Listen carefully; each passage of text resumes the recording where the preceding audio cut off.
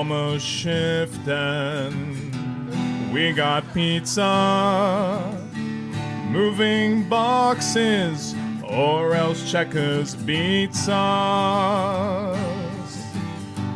Life is rough here in the depths of space. If shit set comes a knocking, we shoot them in the face. Gun cargo, gun cargo,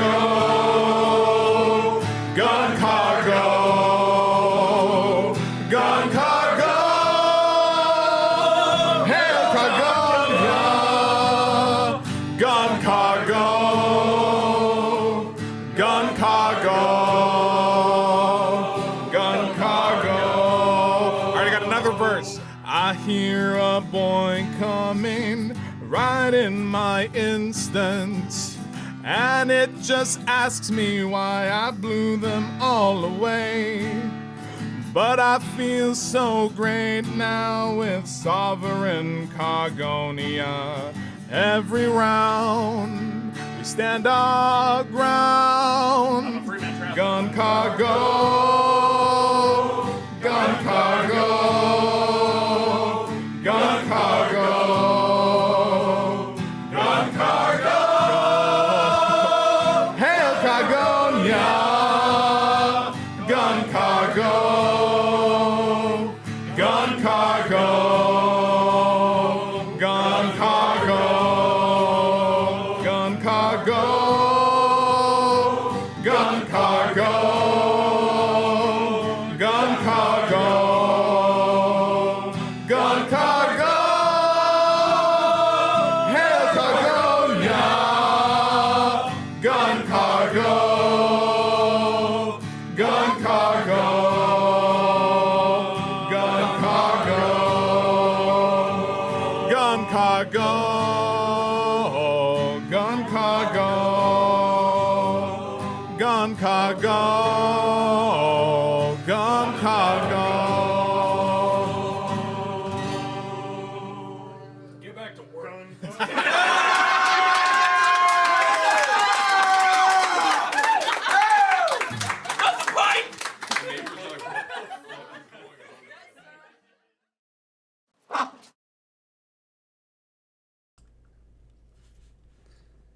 Oh, come on. Really?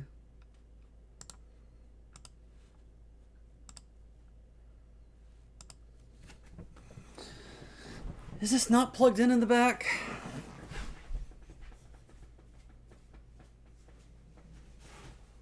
Okay. What cord are you?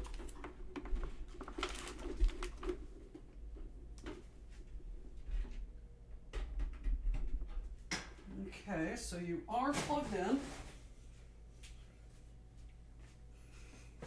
Would very much... There we go. Ugh, Christ all fucking mighty.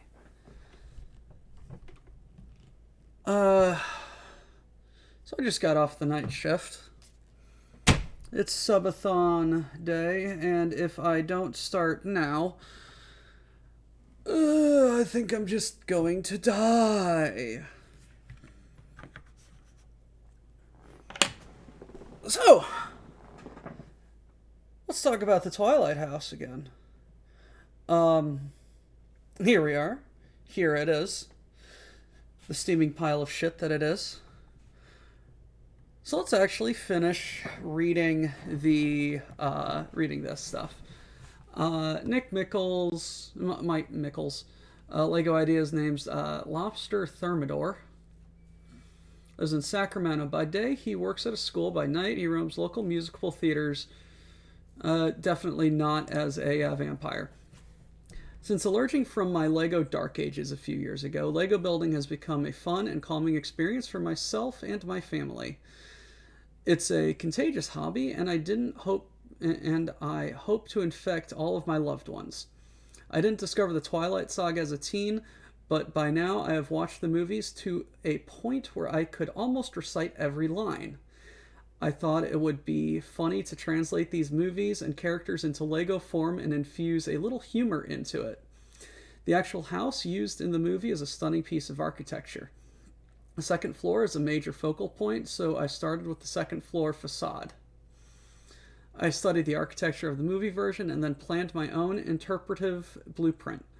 I thought of scenes from the movies, and I knew I needed the staircase with room for the graduation caps, a piano, Edward's room, and the kitchen.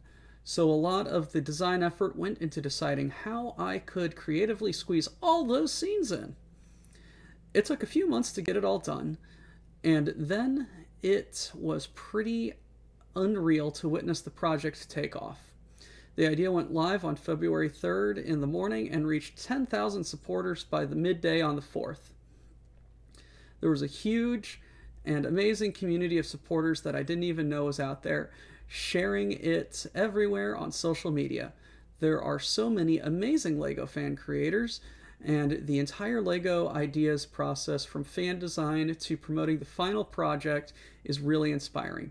Thank you so much for everyone who shared and supported the idea. I almost can't read chat right now. Oh, words are very tiny. Let's get some music going to help keep me awake. Epidemic.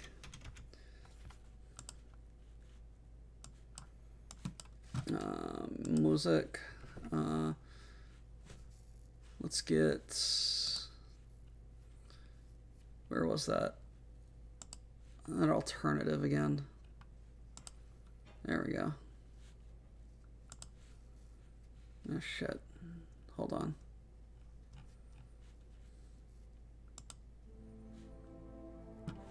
There we go. This is the one place we don't have to hide, Edward Cullen. A period that sometimes occurs after you stop playing with Lego bricks as a child, before rediscovering your passion for building as an adult. Fan designer with his original model. Yay. Welcome to the Cullen House. From Twilight to the Twilight Saga Breaking Dawn. Part 2. Jesus Christ, that hyphen.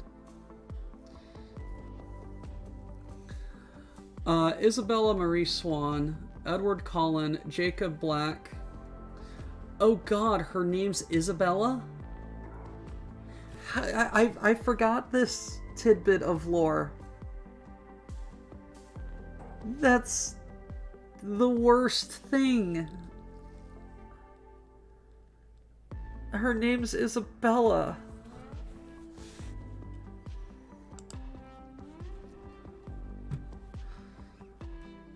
And their families of vampires and wolf packs continue to captivate audiences across the world. Whether we're Team Edward or Team Jacob, can't we just love them both equally? We can at least agree on some of our favorite scenes and defining moments in the saga. The Cullen house plays host to Bella's first real encounter with the awe-inspiring vampire world, her wedding to Edward, her transitioning after the birth of her daughter, and fateful negotiations between international vampire covens and Jacob's wolf pack. Secluded from the world of mortals, its striking, timeless architecture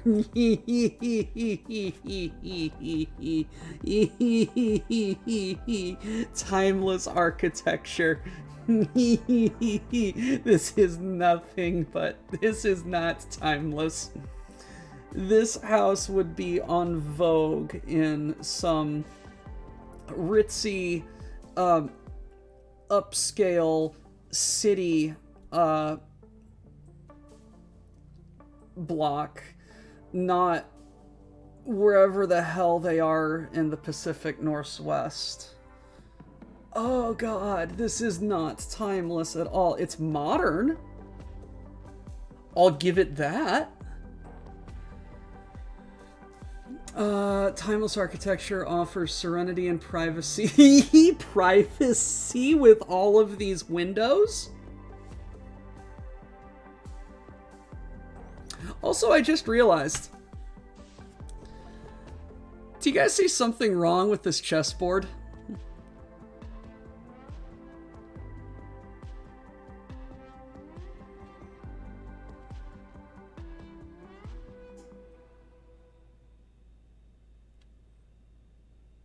Is there something wrong with this chessboard? Yeah, Digi. It's 9 by 9. It's not a chessboard. Is it a Go board?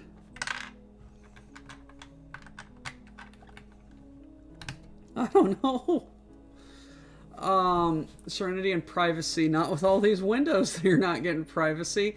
For the Cullen family, and even a practical vantage point for leaping between treetops to enjoy the spectacular surrounding nature.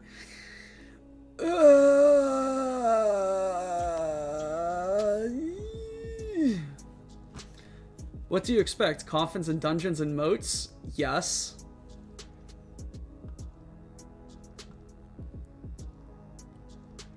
What the hell kind of lorem ipsum is that? It's 9 by 9. So the queen can have 2 kings to choose from.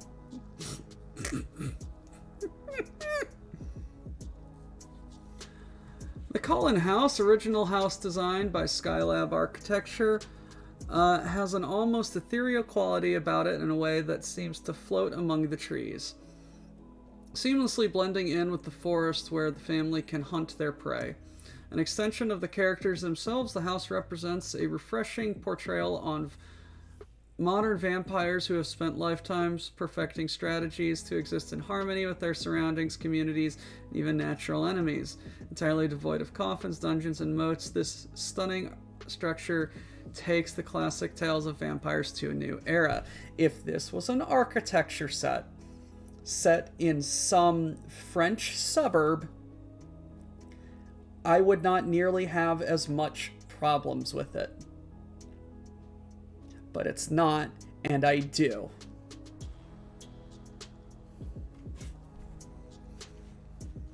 LEGO Ideas are sets are passion-driven creations designed by fans for fans, so whether you're a fan of Twilight or LEGO or both, the set is skillfully crafted to be fun to build and inspiring to display.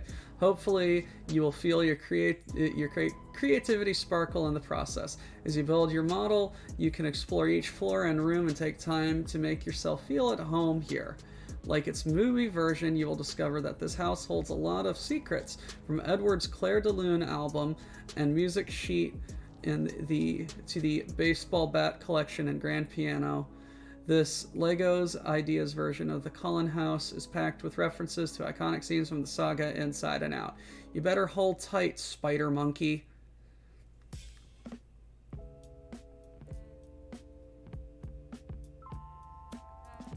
This frickin' reminds me of the goddamn of the kids trying to. Oh no, it's not Spider-Man. It's the Night Monkey.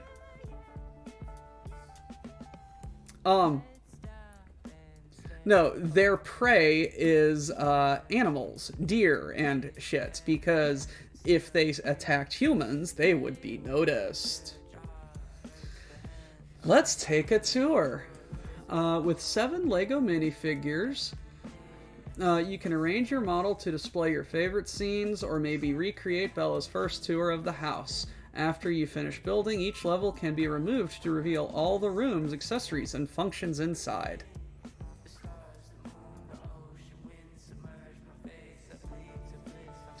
From its first floor entrance, you can access Carlise's study, or let Bella and Edward enjoy a quiet moment at the grand piano. Move upstairs to the living room and kitchen where the family is preparing a welcome meal fit for Bella. Next, take the stairs past the graduation cap mural to Edward's sparsely furnished room to discuss music, vampire sleep patterns, or rather the lack thereof, and finally top off your visit with a treetop view from the forest outside. Are those graduation caps? Charlie Swan.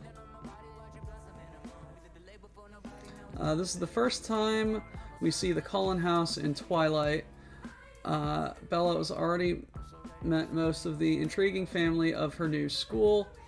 but this visit is her first proper introduction. Our team enjoyed working on this model immensely, both as fans ourselves, and because the Cullen House is a beautiful example of modern residential architecture. It is indeed modern, and anywhere else it would be a striking house. It's a shame it is associated with Twilight. Our goal was to capture both the signature references and characteristic architecture seen mainly in the first movie. LEGO Ideas fan designer Nick Michaels' passion for the Twilight Saga shines through in his original submission and the final model. The angles are clean and the builds are satisfying to put together, and it's full of fun details and it looks great. We even included a few tributes to Nick and to the author of the Twilight book series, Stephanie Meyer. Take her out back.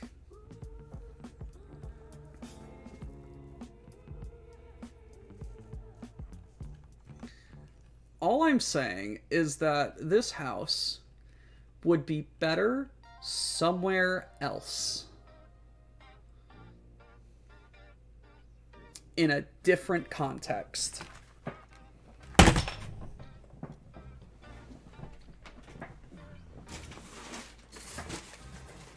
I'd much rather be building the Eiffel Tower, but this is the subathon.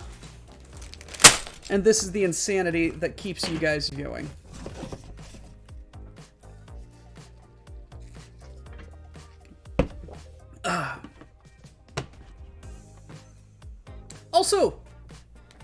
Also,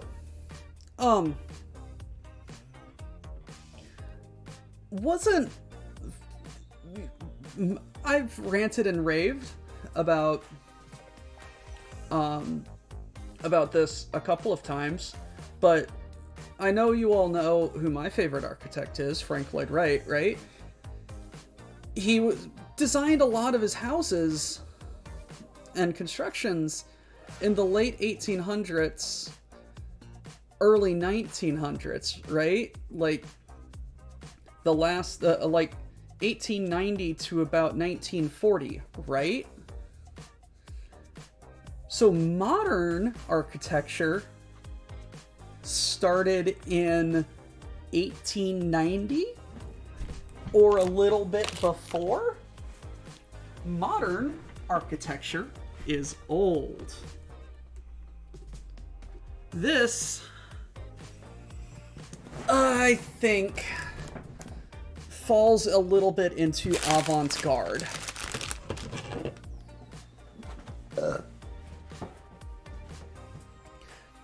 But who the fuck am I to say I'm just an idiot on the internet?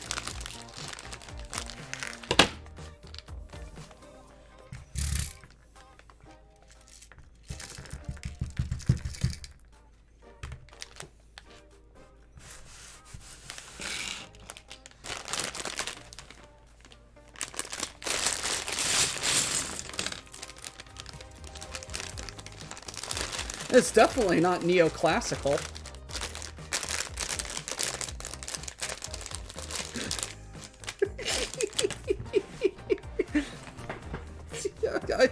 Oh God.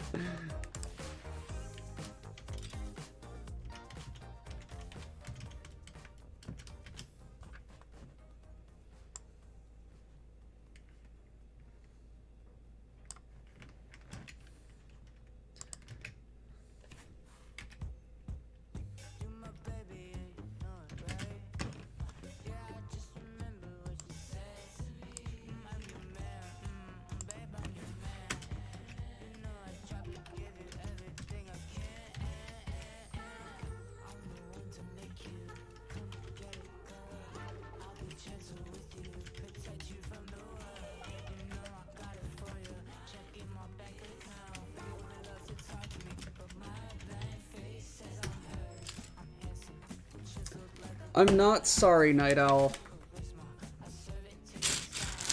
It's a good quote.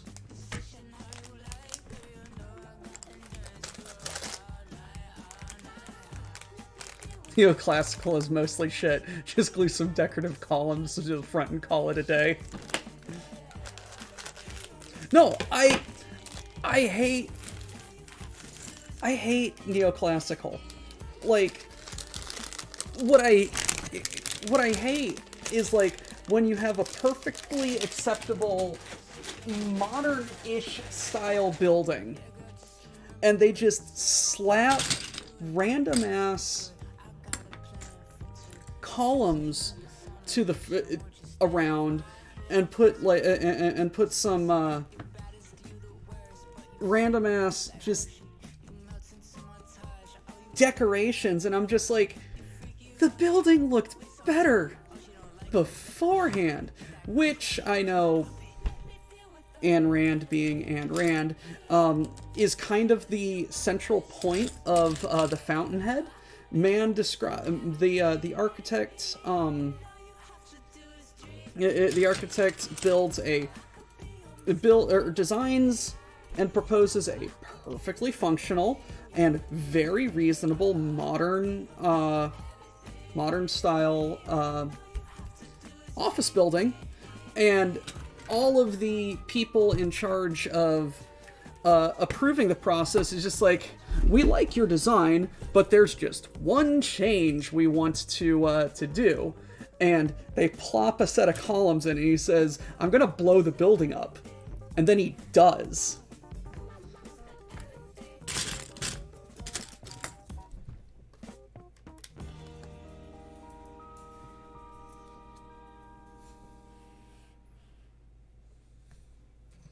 Like, what would you describe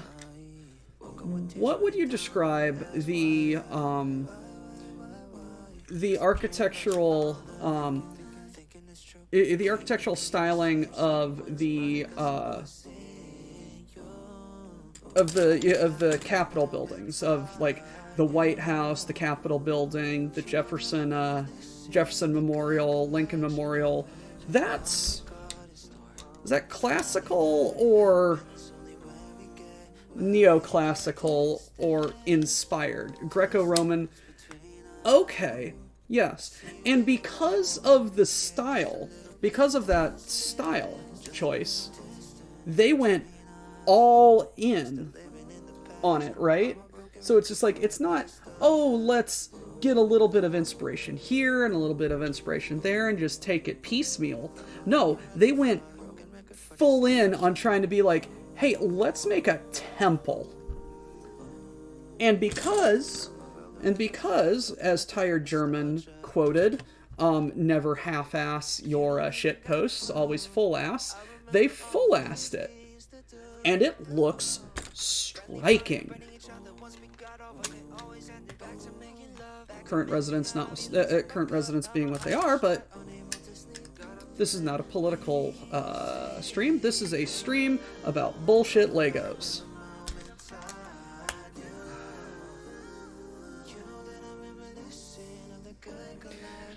Eternal Champion. We're stopping it there. We are here to be stupid. Be stupid and have silly fun and forget about how crazy the world is.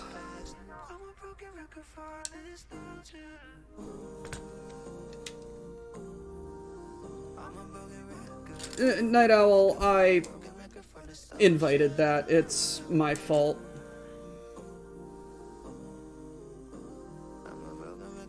Broken record for nostalgia.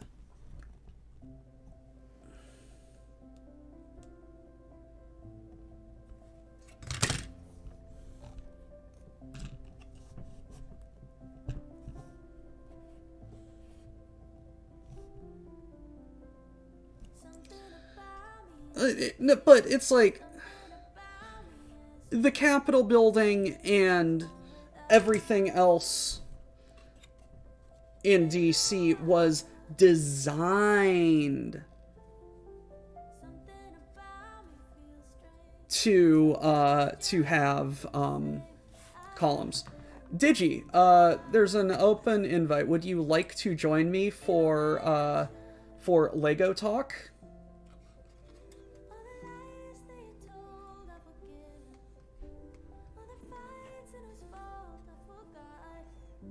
Well, for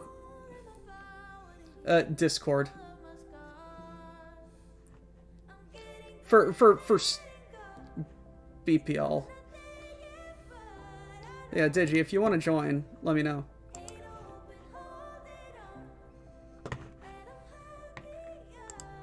I'll drag you in.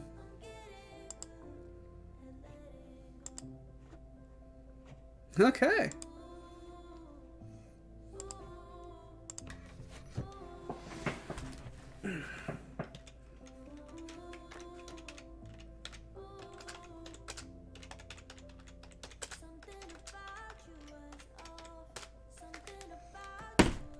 Alright, do I need to drag you in, Digi, or can you get in here yourself?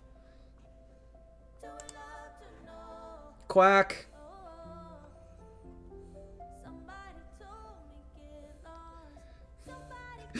Mad Ducks, I think you need to restart your computer. Ah, you can get in. Hello. I don't know how you doing this day. I don't know. It's one of those like you have to architecture. It's one of those things like does the roof not leak? That's what I care about. They cannot hear you, or can they?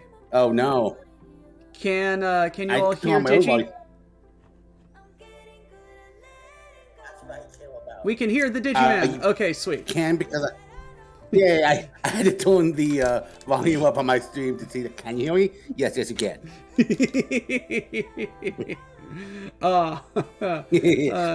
Yeah. People, sometimes it works. Sometimes it loud doesn't. Is often a recording problem. I've been told I talk too loud sometimes. As have I. As have I. Hey, welcome to the subathon, Digi. Glad you can join us here. Not the first time I've been on AO Flacabelle Tome doing the subathon, but I'm looking forward to our Magic game later this week. It's what, Saturday? Yes. Tomorrow morning, I need to post a thing, and perhaps you could help me with this. Just like a sign-up sheet. Like I'm thinking we might be able to do like 2-3 games and just see who can be there for what games. I will talk to the other folks in the Magic thread and see how many people can go in. Perhaps make like a Google Doc or something. Yeah, we'll see what I can do. Miles, Miguel, Gwen, what? What? But yes, the general layout. Yes. Greco-Roman. The Spider-Man set. It's one of those. I feel so bad for fans of Spider-Man because the set is just so not there. It's especially because I mean, we could talk about it more tomorrow during the Magic, the Magic stuff. But yeah, but it's this is the problem of translating. Of translating non-Magic properties into Magic. Some things just miss the mark. I don't think that's fair, actually, because unlike pretty much every other, basically, unlike the two, from what I can see at least, from the Final Fantasy set before and what's looking like the Avatar set behind it, this was always meant to be a small little thing. It wasn't. It was supposed to be a mini set like Multiple Machines Aftermath or the Assassin's Creed set. Well, it was just a small thing of it wouldn't touch standard, it wouldn't do anything. But then they had to make a. What if we added this card? If we added this card? What if we added this card? No, it was more they saw how bad the Assassin's Creed and Multiple Machine Aftermath sets sold, and they're like, "Oh shit, this isn't going to work. We need to expand this to a full set." And they, even by their own standards, ran out of time. Like, there simply isn't a whole set's worth of stuff on this. And that's why and because they didn't think there was going to be a straight to, Link was going to be for like Commando and like tonal player stuff and not actually have to worry about standard. They didn't get the digital rights to it, so that's what I have to do through the Open Path thing. Well, so the Spider-Man cards are functionally the same, but not actually Spider-Man favored on Arena. Might have to get Indian Spider-Man for Spider-Cat.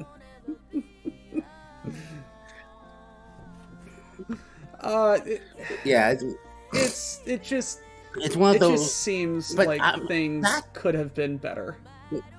Yeah, it's just that also like because they were assuming it was going to be this small set with only a handful of cards, like the Assassin's Creed one. They zoomed way too far in.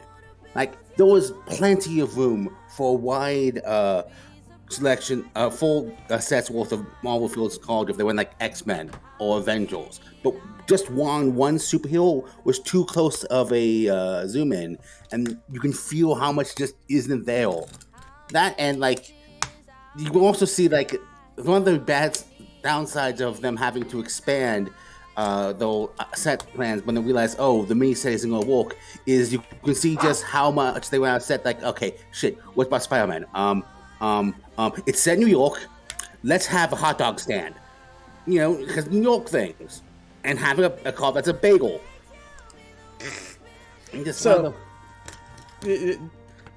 and not that I don't find this discussion very interesting, and you're talking Legos, not talking magic. My bad. yes. Not that I find this discussion not interesting, and It's not also relevant. Gotcha. also share many of the same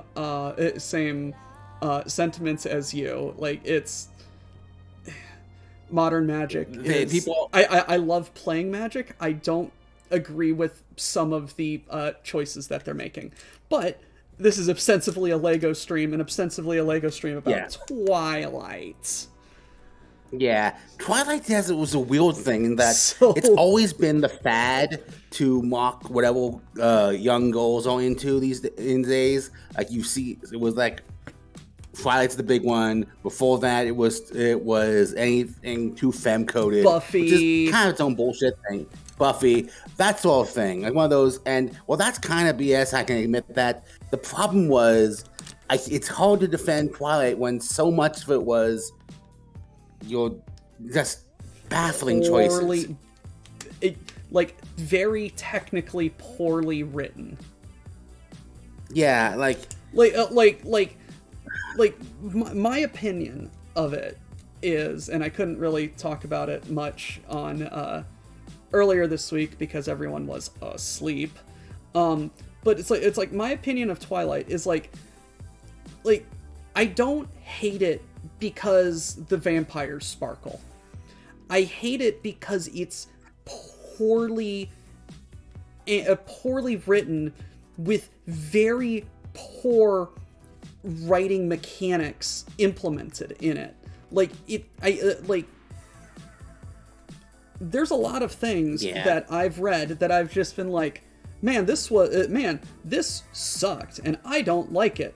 But goddamn, if it wasn't written very well. Looking at you, high school Shakespeare class. But I just don't. It's not that I'm bashing Twilight, because bashing Twilight is the thing to do. I'm bashing Twilight because, as a literature fan, there is so much better literature out there. Yeah.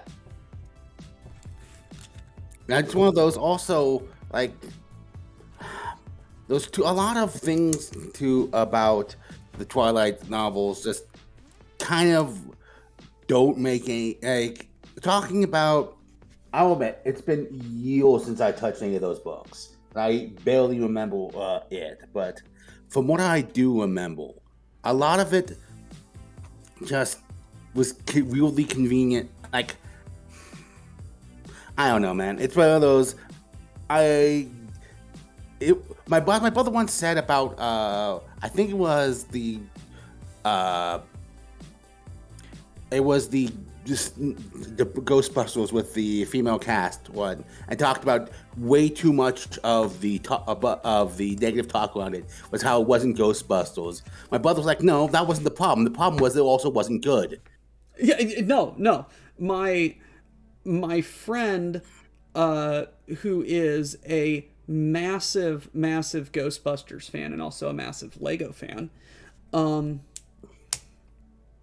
went and saw it, and I asked him about it, and he was just like the first major joke of the movie was essentially, I am going to allude to the word on stream, but the first like major joke of the movie was a 10-minute long extended very specific female fart joke. And he was just like what just made the entire theater very cringe. Yeah. Also, like the post-credit scene had because everything has to have a post-credit scene. Yeah, it's one of those. They had the black character say, "Oh, my uncle, you did something like this," and showed the guy who played Hudson and the original Ecto One as a single. Like, no, if this is in the same universe, people would not discount this. Oh, I found ghosts offhand. Like, one of those you cannot. People would remember the time the Statue of Liberty got the fuck up and walked to the center of town. No and one then would forget that. And then fought the Stay Puft Marshmallow Man. Yeah, like, no one would forget that shit. Tens of thousands of people saw it live, and you can't tell me that there was no TV news station taking photos of it. There was actively news coverage outside of that apartment building. Exactly. There was no way everyone forgot this. There was those. Maybe kids these days would believe or swear or assume that the dad, mom, and grandpa all putting an elaborate joke on them or something. But no one will forget about the time all that shit happened in those movies. That would be an indelible part of the culture of New York after this. So, back to Lego and other poorly written things, Twilight. Digi, so 2 questions for you. One, what is your relationship with Lego? Do you have any favorite Lego sets? Are you into Lego? It's one of those. I've played a bit of Lego as a kid, but a lot of that stuff I just never was able to get into because, frankly, a lot of Lego stuff is really expensive because it's so high end. Yeah, modern Lego is very pricey. Yeah, it's one of those. Modern Lego is very pricey. Looking at he says, looking over his shoulder at a 3 foot by 2.5 foot tall box with 10,000 Lego pieces in it that he definitely wisely spent real money on. Yeah, it's one of those. I like to joke. I already play Magic Gathering. I can't afford another addiction. You barely put any money into Magic. Yeah, it's one of those because I found an alternative. I can't proxy Legos. Well, you can. I don't have the infrastructure to make plastic injection molding of all the Lego pieces I would need. Fair enough. But so Lego as a kid, what was did you have any favorite sets or anything? I remember having or did you just have like a big old bucket of shit that you built spaceships and smashed them together? Honestly, a lot of the build toys I had was Connects. Remember that? Ooh, Connects. I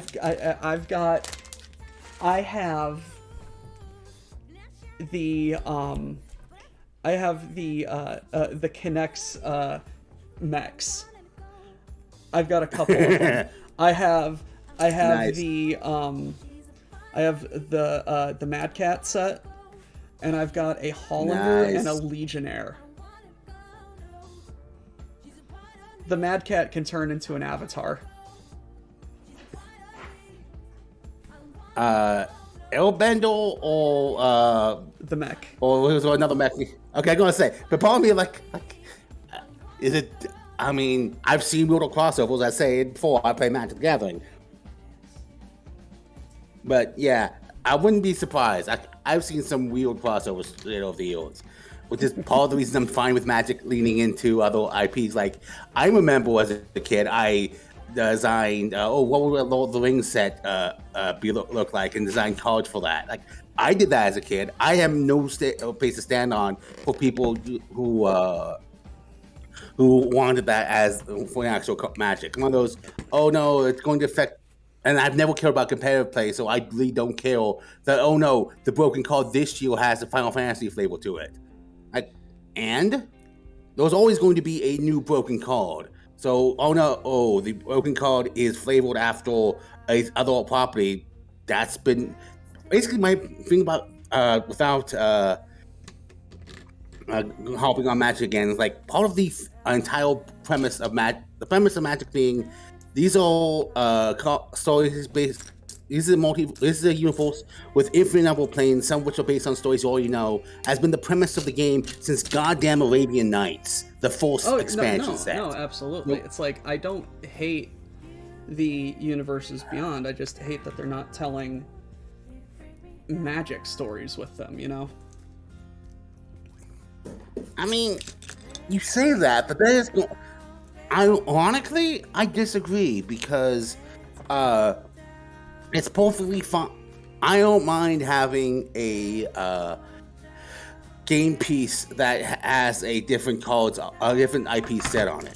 But if you want to have in-universe, like Jace meets with Aang, that's going to have ramifications for both settings. Oh yeah. Anyway, there was some real. Oh yeah, right. I'm sorry. I went to Magic again. My bad. You're good, man. You're good. It's fine. I mean, it's one of those. Is this sharp I do? I have one hyperfixation that I talk about a lot. Really, who does that? You are among friends. But Connects, yeah. So, no, yeah, I remember Connects. It's like a very wireframe building system. Yeah, basically, for anyone who hadn't seen it, it was basically there were connection pieces that I basically think the most Technic. In Lego terms, it's very reminiscent of Technic. Things just kind of snap into place. I can't remember if the biggest one had 8 or 6 connection points. I think it was 8. It was a spoke with 8. Yes. And of course, some only spokes had 6, 5, and corner pieces only had 2 and stuff like that, and used them to basically make up, like I said, a wireframe in addition of things. And because the spokes had wheels, it was really easy to make things that swung. Like there was one of the big ones was a Ferris wheel. Oh yeah, I remember that one. Hey, Red. Lady Red just says, I just woke up. I have tea. Suffer. Please suffer, Doc.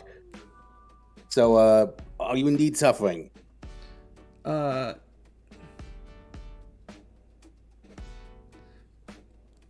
mean, you all have to focus on this Twilight stuff, so kinda. Lady Red said this. Oh, I just woke up. I have tea. Please suffer. Yes, Lady Red, I read all of the, introduction material at the beginning of this book, and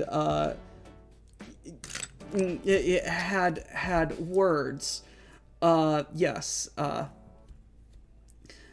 Do you want to reread it, or you make a watch have contradictory opinions on much of the words of how they describe things. Connects the vector graphics of building toys.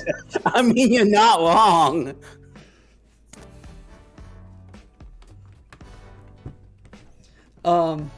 It's one.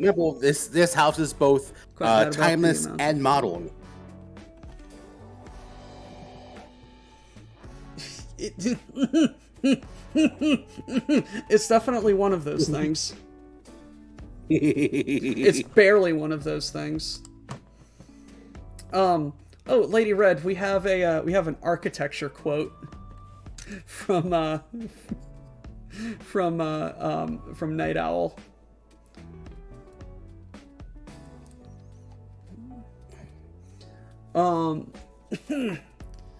But yeah, no, K'NEX was a good toy. K'NEX was a very good toy. Well, I do definitely remember playing with Legos as a kid, though. If they were my Legos or Legos I played at Grandma's house, I don't remember off the top of my head. Okay. And then, yeah, modern Legos are very, very price, they're very pricey if you want to get some good sets, interesting sets. But someone had a point about modern Legos, bringing up how way back in the day,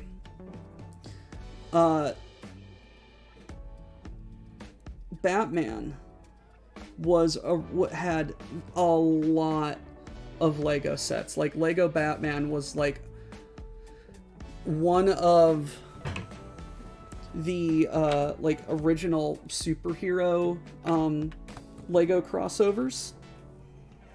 And then when all of the DC Cinematic Universe stuff started happening, they set out like a bunch of other Lego sets, and it was like, hey, look at all of these other superheroes. And then they're just like, yeah, but what if Batman? Like, they completely forgot about everything. It was just like, Batman makes us money. Yeah, it's one of those things. That's one of the things I really appreciate about the new Superman movie. That one of the whole premise of a comic books that never gets dealt with when it in the movies, except for when we've spent a half dozen movies introducing them individually, is that the whole point of a superhero universe is there's more than one superhero. Oh yeah. And then it's one of those, unless all of the cinematic universe was spent 6 movies, introduced each of these superheroes separately before we put them together, you never see that reference in a comic book movies usually. So, for those not versed in various schools or styles of architecture, International 2 is basically the original big glass box style of design, epitomized by buildings such as Seagram's Building and the Lever House in Manhattan. What about the was it the Farnsworth House? Night Owl?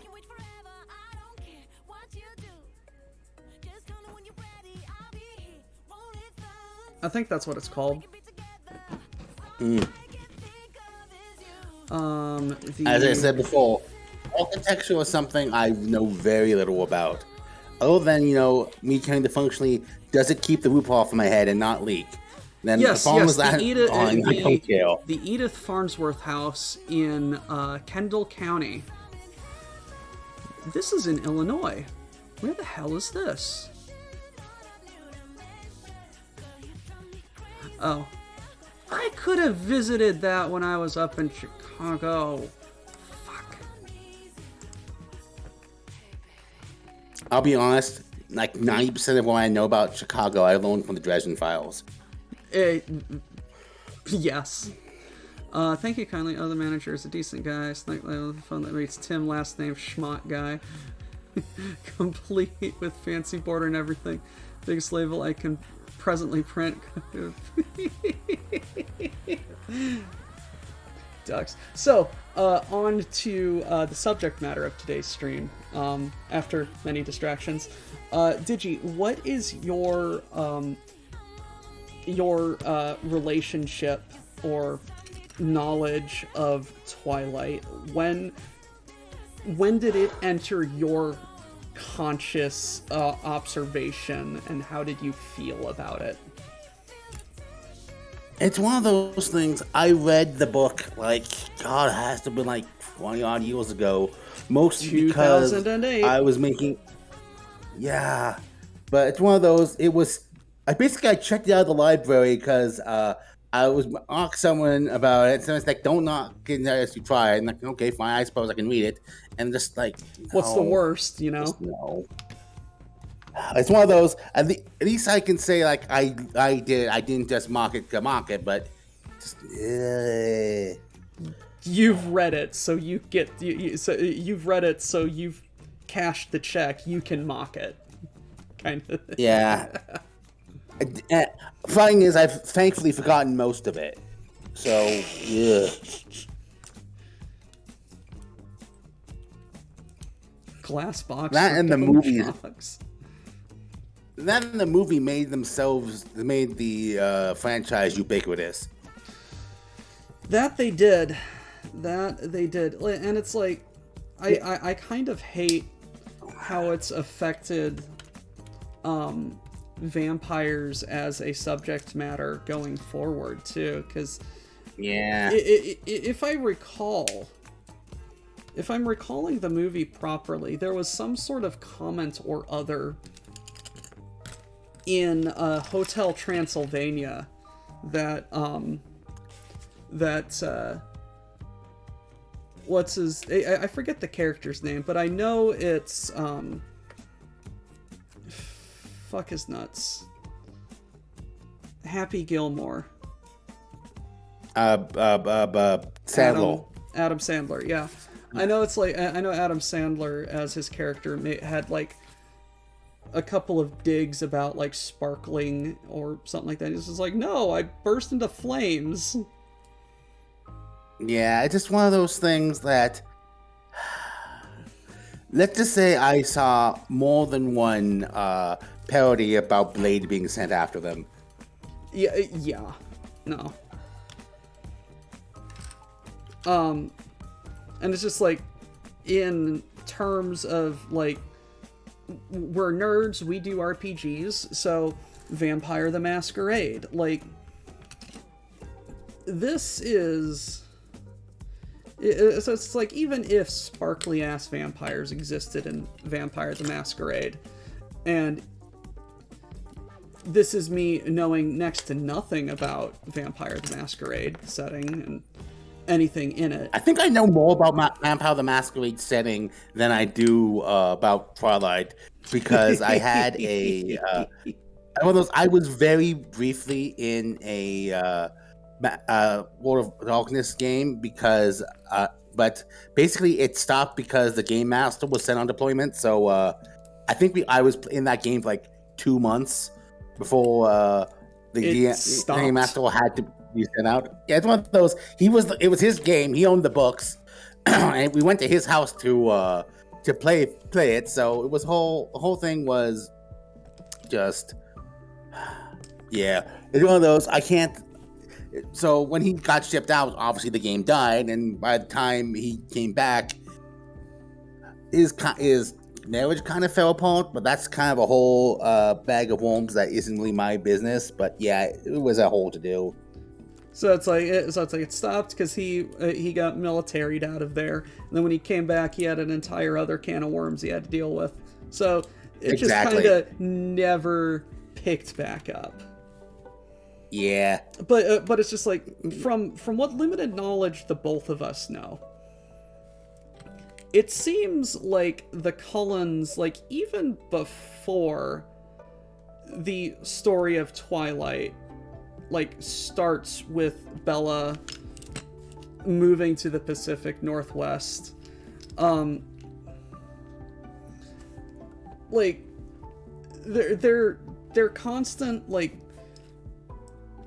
in and outing and fucking around with mortals seems very pointedly towing the line of the Masquerade. A bit, yeah. Because it's just like, how many high schools did they go to? And why is going to high school your fun thing to pass the time? I have nothing else. You don't have to go to these high schools. Just for the love of all this, just have him say he's homeschooled, and it'll be more or less accurate. Right? I mean, hell, he doesn't. admittedly, it's been a bit trying books. I don't remember exactly how he was described in the novels, but in the movies, he looked old enough that if you wanted to say he was just a young-looking 21-year-old, no one would have judged him. No, right? Like I think this, like, we're gonna get into a little bit of the, yeah, of course, all high schoolers look like they're in their mid-20s kind of things. But if I recall, if I'm recalling my Twilight correctly, Edward was turned when he was about, like, 17 to 19. And the other, and the others were turned at similar times, but it's like they're actors, especially Patrick. What is his name? Patrick Robinson. I forget his name. Cedric Diggory. Yeah. Like, this was in the middle. Don't mention Harry Potter because we're talking about franchises that took way too much focus and made everything being compelled to them. About you cannot mention Harry Potter. I still remember when Strixhaven came out and everyone was saying it was a Harry Potter ripoff, as if Rowling invented the concept of a magic school. Nope. I mean, of course it's inspired by, but the story that it tells. Two settings are nothing alike. Digi, look me in the eyes and tell me that a wizarding school filled with teenagers and young adults would never, ever have any inspiration pulled from another well-known wizarding school media. I'm looking you in the eye and saying the two settings are nothing alike. For the first thing, it's clearly a college and not a boarding school. I'm not saying that they're not alike. I'm not saying that they're exactly similar. I'm just saying that, like, elements could have been pulled. Like, the closest thing there was to that is, there were a couple of things with owls, as if Archimedes hadn't been owning owls with wizards for decades at that point. Fair. But that, and, like, not only is there no dark arts thing, like, you can have necromancy be your major in Strixhaven.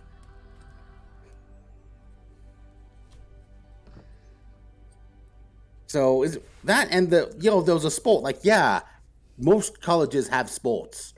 The mascot, the capture the flag mascot thing that Strixhaven has is nothing like Quidditch. But everyone shut them out of their mind, like, it's clearly going to be a Harry Potter ripoff. And when it wasn't, no one said anything about it.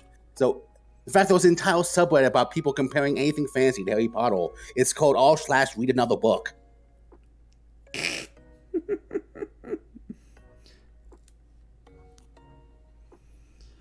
Oh god, I had a thought and then my sleep-deprived brain lost it. Yeah. No, you'll find it again, or you won't, and you'll never know again, and this will haunt you for the last 3 days. I already have several things haunting me for the rest of my days. I don't need anything added to that. I mean, you read the Battletech romance book. I knew that was all the case.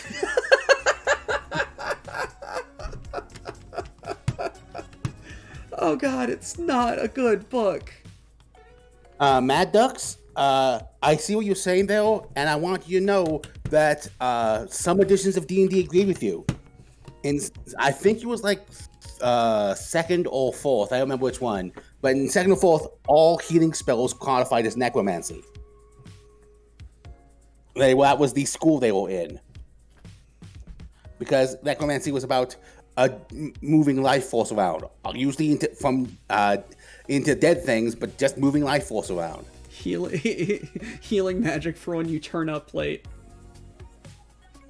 I mean, that's kind of Liliana's story, really. No, so as a as an homage to the media, feelings of the media aside, this is a fairly decent set.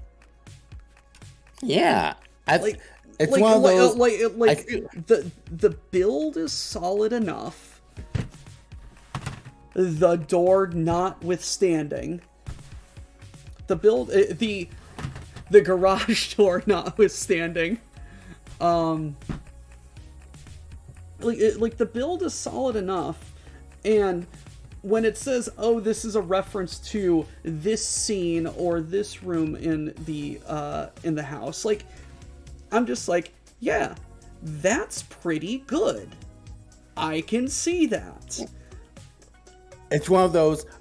Unlike the novels themselves, this is really well done. I can appreciate it, even if it's not for me. Oh, yes, absolutely. Yeah. And I hate to say it, that's become a problem too often on the internet, is that people have a problem acknowledging that of, either if you don't like it, something has to be bad. Like, no, just not for you.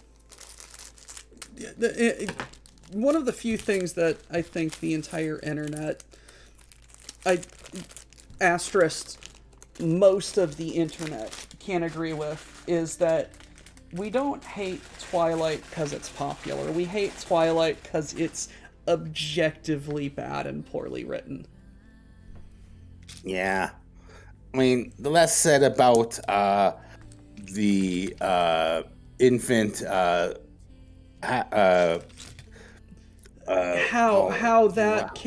that child came into being is very problematic. Yes, we all agree. Not the child coming into being. How it looked at the werewolf as the way to have him have a love interest too. Like, they looked at each other and instantly soul bonded or whatever bullshit that was out. Yeah, there's some messed up stuff in there. Oh yeah, we can't forget about Jacob.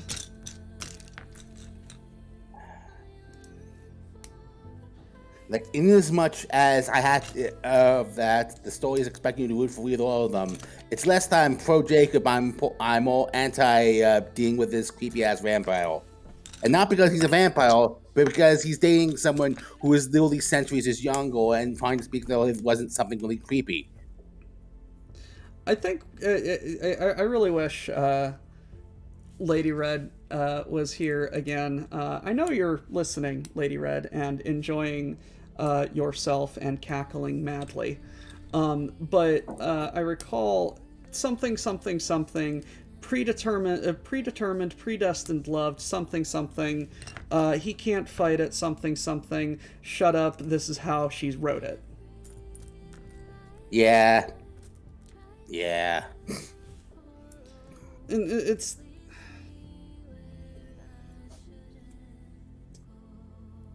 I don't get it, man. Like,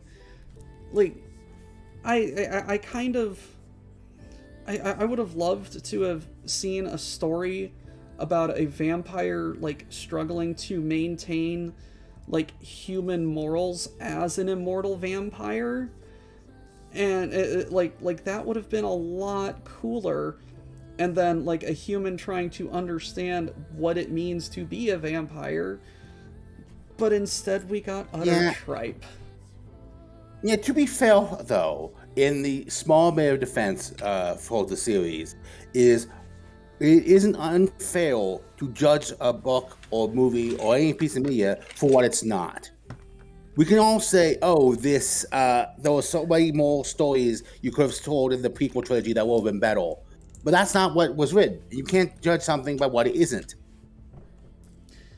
That's a very, very good point.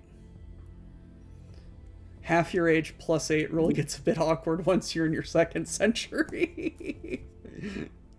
Yeah, but it's one of those, except once that happens, it becomes the consenting adults rule supersedes that. Which why dealing with this teenager is make it creepy. If she was 21 and an adult, whatever. But no, she's very much not.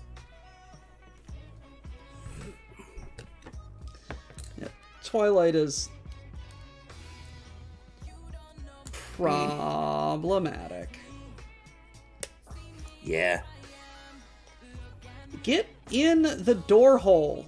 Come on. Stupid piece of Lego.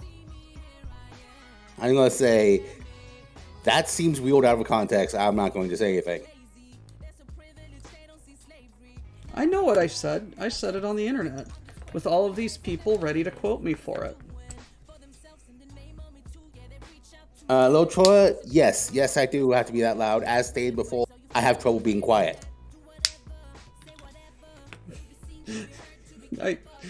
Many people have trouble being quiet, myself included. Uh-oh. You know what? Doc says, you know what, Doc? I'll do you one better. Uh-oh, what's that mean? He's making another isopod neck. In the aspects of vampire stories that I do like to play with is the sheer amount of experiences being crammed into a tiny little human mind. You start becoming crazy because pattern recognition starts to misfire. Choose 4 weapons.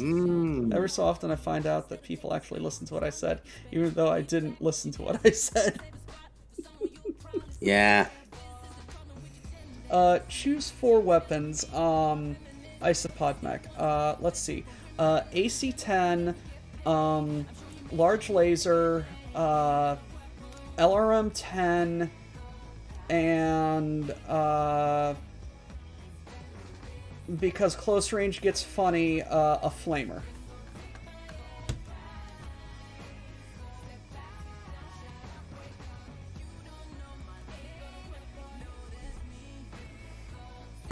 There you go, Grimos.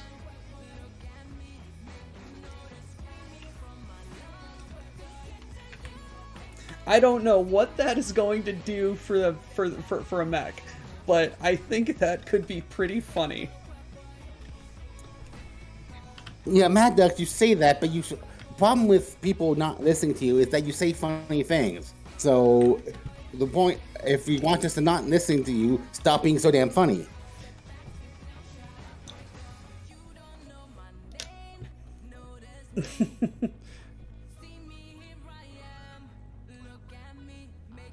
Back Bob.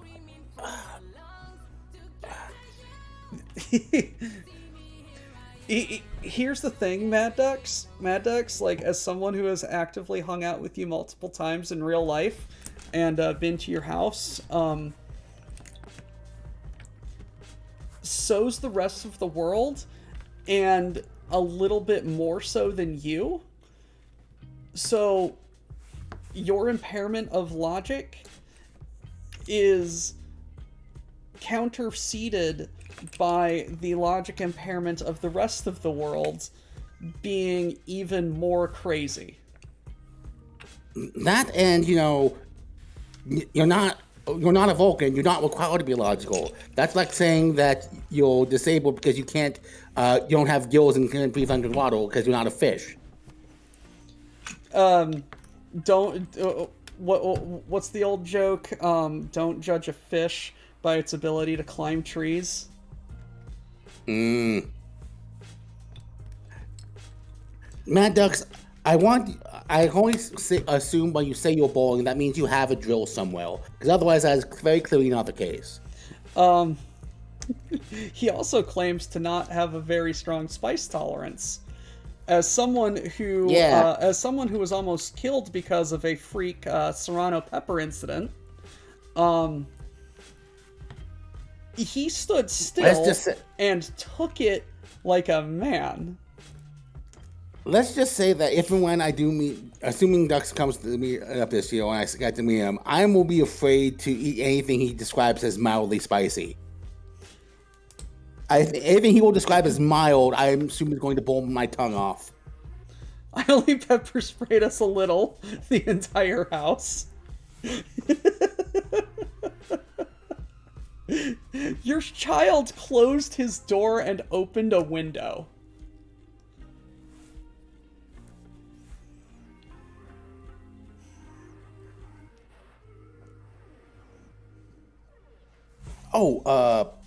Yes. This weekend we're getting spoilers for the new set, and we've gotten one leaked thus far. Is You that have the is that the return to Lorwyn? Yes. I'm actually very excited for Lorwyn.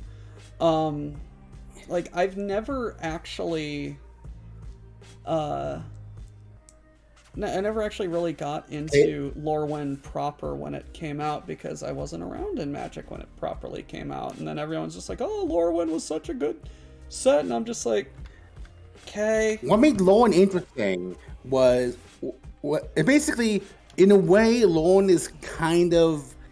Isn't it the reason why superseded Tribal is a thing? Yes, it was the reason why Tribal was a thing. But what I was saying was that the first time, it was very much a fairy tale. The whole gimmick with Lorne originally was, it was basically two planes in one. Lorne was the nice, pretty side, where everything was Disney fairy tales like. And then there was Shadowmoor, which was the dark side, which everything was Grimm's fairy tales, with lots of death and decay and stuff. And we could see this on the lands in the set, because the lands printed in Lorwyn. The Great Scar or something? The Great Aurora was the shifting thing by it. Yeah. But if you look at the land cards from Lorwyn, all of them look like they could be forests. Even like the swamp is full with flowers and such. And when we go to Shadowmoor, all the lands look like they could be swamps. Yes. Doc, do you think it's possible to grill peppers in a toaster? Do I think it's possible to grill peppers in a toaster? Duck, do you think it's possible to cook an onion in a toaster? I'd rather have onion. Do you think it's possible? Do you think it's possible to grill to grill hot dogs in a toaster? Do you think it's possible to cook a pork chop in a toaster? Brussels sprouts. But listen, if you grill peppers in a toaster, you're gonna mace yourself. For you, Mad Duck, you'll be totally fine. Anyone around you is gonna have to run unless they cry their eyes out. Duck, what peppers are you considering?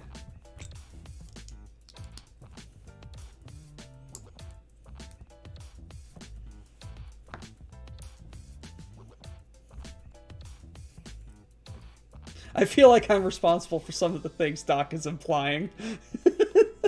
No, you're not. Absolutely not. Definitely not. It's not like those video evidence of some of that happening. Did not make an entire disclaimer about not doing what you're doing, what we did at home.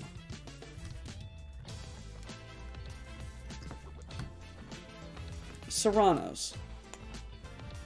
Get yourself some poblanos.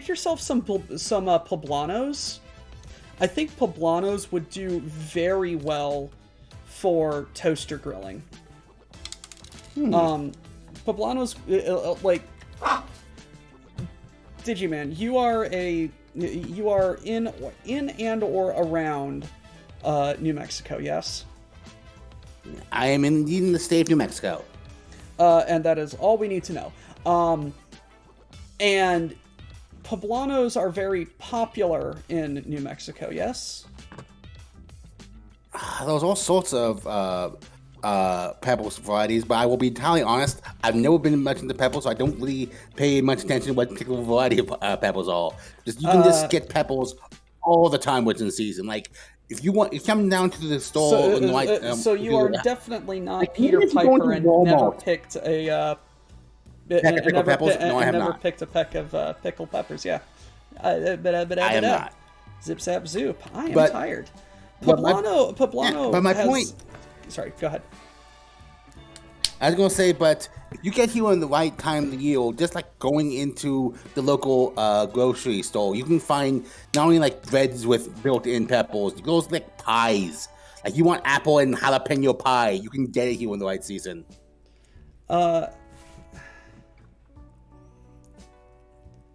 That sounds very good. Go to a Mexican restaurant and ask for a chili relleno. Do so immediately and report back to me. Chili relleno is one of the best dishes on the planet. Chili relleno. Do it. It is a empty poblano pepper filled with jack cheese breaded and fried. I'll have to give that a shot if I get the chance. It's actually very, very good. Poblanos are a very flavorful sweet pepper. The Chef or Chef Ducky Quad Mech is a clan mech weighing 50 tons with 10 double heat sinks, 10 tons of ferrofibrous armor, 4.8 speed, XL engine, 3 tons of LBX-10 ammo, 1 cluster 2 solid, 2 tons of LRM ammo, ER large laser, and 2 flamers. I did not mention the quirks I gave it.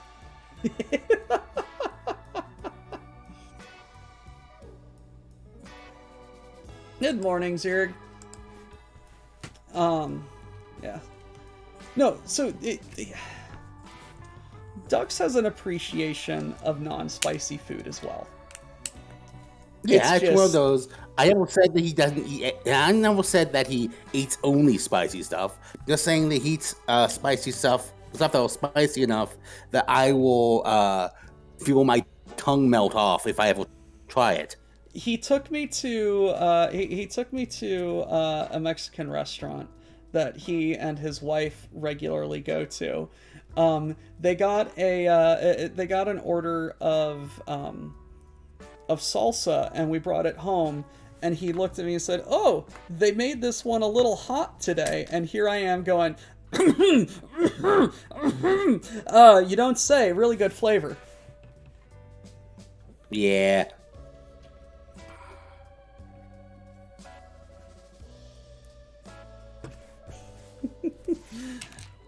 No, so on the subject of books and media, do you have a favorite book or movie or something that is like just badly written but good in a very in like a very well, I don't know how to describe like in a what way, but like it's just like, oh man, this is so bad, but it's so much fun. In a written form, I'd have to think about that. Like, I've seen like pretty much every episode of Mystery Science 3000, so I can appreciate that when it comes to like movies and such. But for novels, I have to think about that. Okay, because it's like I say, like, I hate Great Gatsby and Pride and Prejudice and stuff like that, but that's part of that is what was like me being like a teen in high school and being forced to read it and not appreciating it, and being just like, what do the eyes on the what do the eyes represent on the billboard? And I'm just like, I don't care. Just, what is this book about? Oh, it's one of those, but to have a positive opinion about it, but actually reading it was a slog? Yeah, probably. I think the best way to describe it. Lord of the Rings. I'm sorry, it's an amazing story. I can't stand the way it's they told it's very well written from a technical standpoint. He put a lot of thought and effort into it. It's a pain to read in a modern landscape. Yeah. There's a reason why I bought the audiobooks and listened to it on audio. Mm-hmm. That and I respect the people who just watch the movies rather than read all that. I acknowledge there are definitely things that change from the book to the movie, like obviously Tom Bombadil not being there was a big one. Like, I look this way, like in the movie and book, what's the guy? Leo the Elves, Elrond. Elrond, yeah, it's one of those. Novel Elrond is fine. Movie Elrond I hate with a I loathe because of one of the full scenes we see him in. That book Elrond gets a pass because he didn't know, but movie Elrond knew the ring was bad trouble, told he was to destroy it, and let him walk away anyway, and then blame humanity on it. Like, I didn't the realize one of that. those I like- Yeah, Elrond was there at the at the battle. Like in the novel, Elrond's like, I don't trust this ring. I'm getting bad vibes from that. And I'm like, no, listen, he killed my father. I'm taking this as my prize. And he didn't have the clout to override him. So like, okay, I guess you can have it. And then turns out, oh shit, that was really bad. We should have done something about it. In the novel, in the movie, he knew it was bad news. Told Isildur to throw it into Mount Doom. Isildur said no and walked away, and Elrond let him walk. And then not only did he let him walk, he had the audacity to, when recounting the story to Gandalf, use the passive voice. Evil was allowed to endure. Bullshit! You allowed it, and now your whole race is dying off. I wonder if that's gonna have been fixed if you actually done your damn job. Someone is passionate about this matter. Yes, sorry. No, I was enjoying it. I was enjoying that. But yeah, it's one of those, book Elrond gets a pass because he didn't know. Movie Elrond knew and did nothing. Which I can respect as a storytelling device. It makes sense to simplify things that way, but at the end, it just makes him a racist asshole. Who not only his maldoing is what caused this, blames the entire species on one guy failing his saving throw.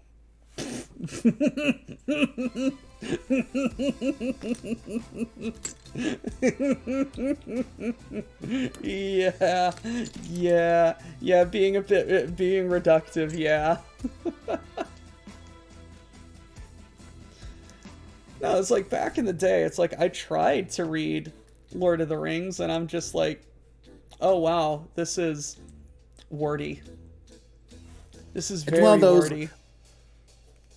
I think I'd have to look up specifically, but the last thing I read that was that wordy was Homestuck. And I did that for the bit during lockdown because we were all stuck at home. Wouldn't it be funny? And then like, okay, then just went through it and God, there's so much text.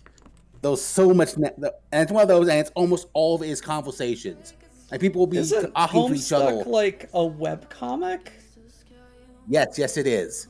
There was so much text in that. Why does a webcomic have so much text? There were 800,000 words to Homestuck, or almost. Or slightly over, rather. There's over 8,000 pages to it. Meanwhile, I went through all of Tolkien, including the Silmarillion, in grade school. Yeah. It's one of those... So much of what it does is just... Excuse me, I'm sorry. No problem. Oh my God, you told us you just came back from a long thing, so you're tired. That's fine. Mm-hmm. But my point was that I read it for a gag, and then I was like, okay, I can definitely see how if I had the internet when this was at height, I would have totally been the kind of obnoxious fanboy about it that the franchise was famous for. Did that quack? There we go. Because this just frickin' exploded. Who's exploding what? I'm sorry, I was too distracted in my own bullshit. I didn't notice. No, my Legos exploded. Well, unexplode them. That's what I'm working on. You know what? I just had an idea will be amazing. Will be an amazing idea, and it would probably only work for a small model, and probably of something that is supposed to be like imagining a Lego sculpture of a pistol, and beside it you have it partially assembled, so you can do an exploded view of it. Mm-hmm. And just have them on strings. That would be an amazing model. Yeah. Shit, now it's one of those. I don't have the money or space to prove that, but now I want to do that. Lego Studios is indeed something that you could take a look at. It's Lego design software. I I might do that. Yeah, a general rule, exploding is generally ill-advised. But to be fair, imploding is ill-advised as well, so make sure you keep balance between those. Balance all of the things. Got it. Excuse me for burping.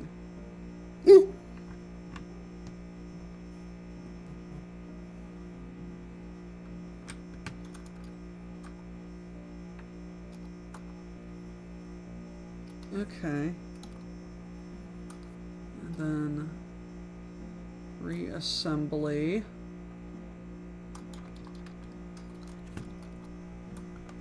Uh-huh. I'm going to quack again. Look, this entire set is a mistake, so however many quacks I have, assume that there's like 3 more. I mean, doing the whole thing at all was probably a mistake. Yeah, that's why we started with a quack.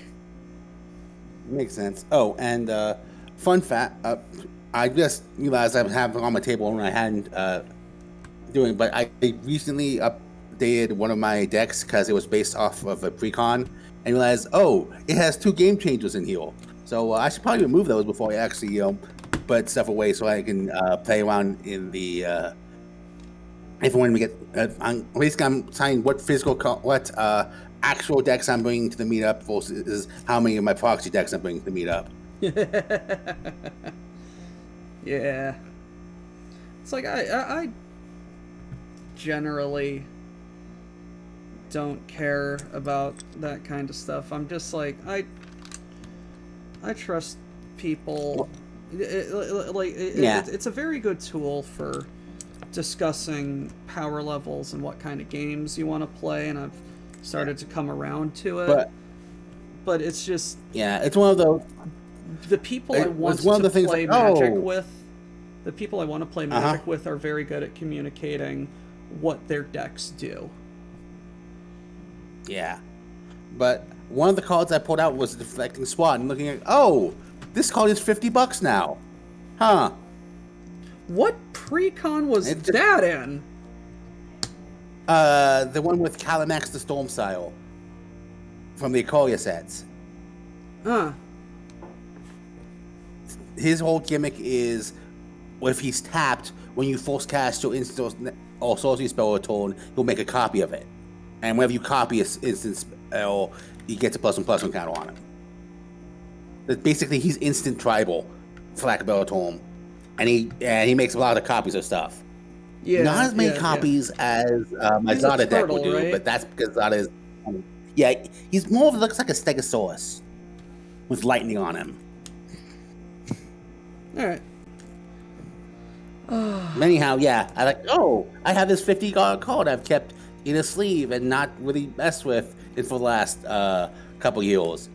Do I have any place I can actually sell this? Because the only shop in town went out of business when they didn't survive COVID last I checked. But to be fair, I haven't gone out as much as I used to. One of the downsides of living in the middle of nowhere when you don't know how to drive. Yeah. Oh, and I forgot to mention this, but talking about, I was talking Magic earlier, talking about how the new set is going back to Lorwyn. We've gotten a card leak that was kind of interesting. Yeah. What's up? Remember Bitter Blossom? Yes, the Bitter Rogue. Yeah, it's one of those. Oh, Bitter Blossom on a stick as a creature. That's on a stick. It has flash too. That's going to get super lot of play. I think it's going to go on the Game Changers list before not too long. And I don't see that. It's one of those. Even at its worth, it gives you a clock because you're losing life, and B, it's making a creature a turn. I don't think that's going to hit the Game Changers list. But I, as always, one of the fundamental laws of the universe. I could be wrong. I made it, and then I didn't put it in. Ah. How dare you remind me how to do this properly?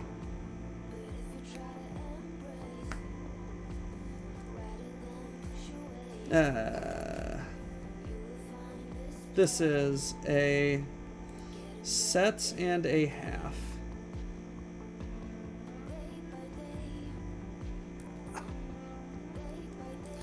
Like, just the angles and everything of this is incredible.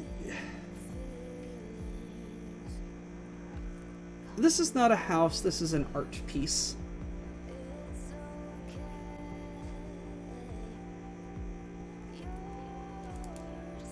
This is Okay, an I art just saw piece. it. What's going on? I just saw it also. I have to send you away. Oh god. Okay. Check your PMs.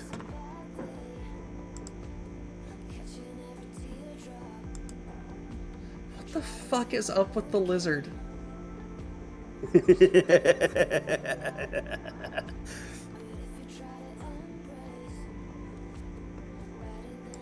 Lizard, lizard, lizard, lizard, lizard. What the... Did I miss something? Well, first off, there was a Spider-Man set with the lizard was the Spider-Man villain got called, and secondly, someone painted over it and made the lizard from the lizard meme. It was made for a movie. Nothing in movies is practical. Hollywood doesn't understand the meaning of the word. What the fuck is up with the lizard? Well, you see, Dr. Cole Connings used little DNA to grow. He goes missing arm, but it went carve out, and Spider-Man had to fight him for years. But that's not here nor there. Also, in Spider-Gwen's universe, the lizard is Peter Parker. Yeah. And him dying, it was whole, Uncle Ben. I think the movie called it a canon event. Yeah. I legitimately want I don't know if they... There is an Into the Spider-Verse set. I should probably see about trying to pick that up because it looks funny. They're artists, not architects. I thought that was the same thing. Look at Frank Lloyd Wright. He can't design a roof that doesn't leak to save his life.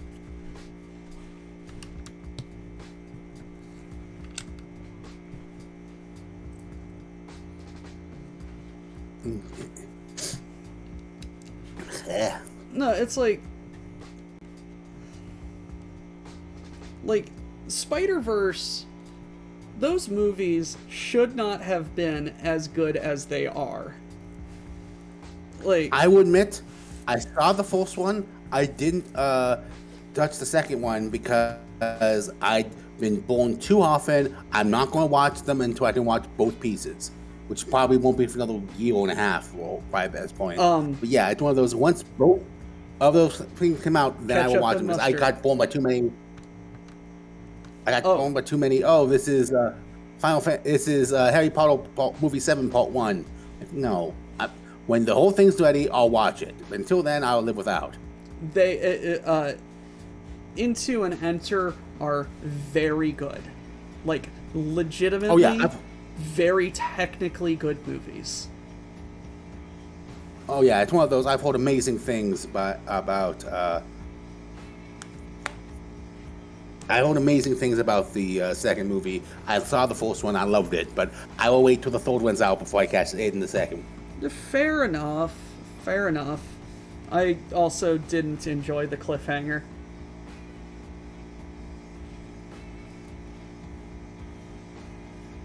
Alright, we're making a little... This is a lot of really teeny little greebling, and I don't think I've ever seen pieces like this. This is a little, like, Lego pin handle? Fits on a minifigure hand. I've got a little faucet doohickey right there. Whoa, this is... Ew, it's the sink. Okay, it fits in the sink. That's pretty good.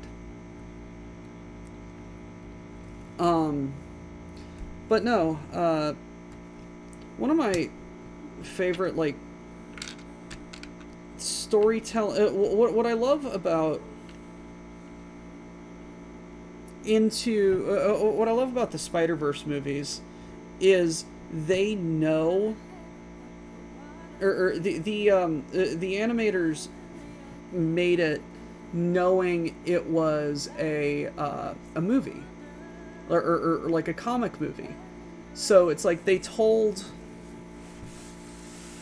stories using animation to assist.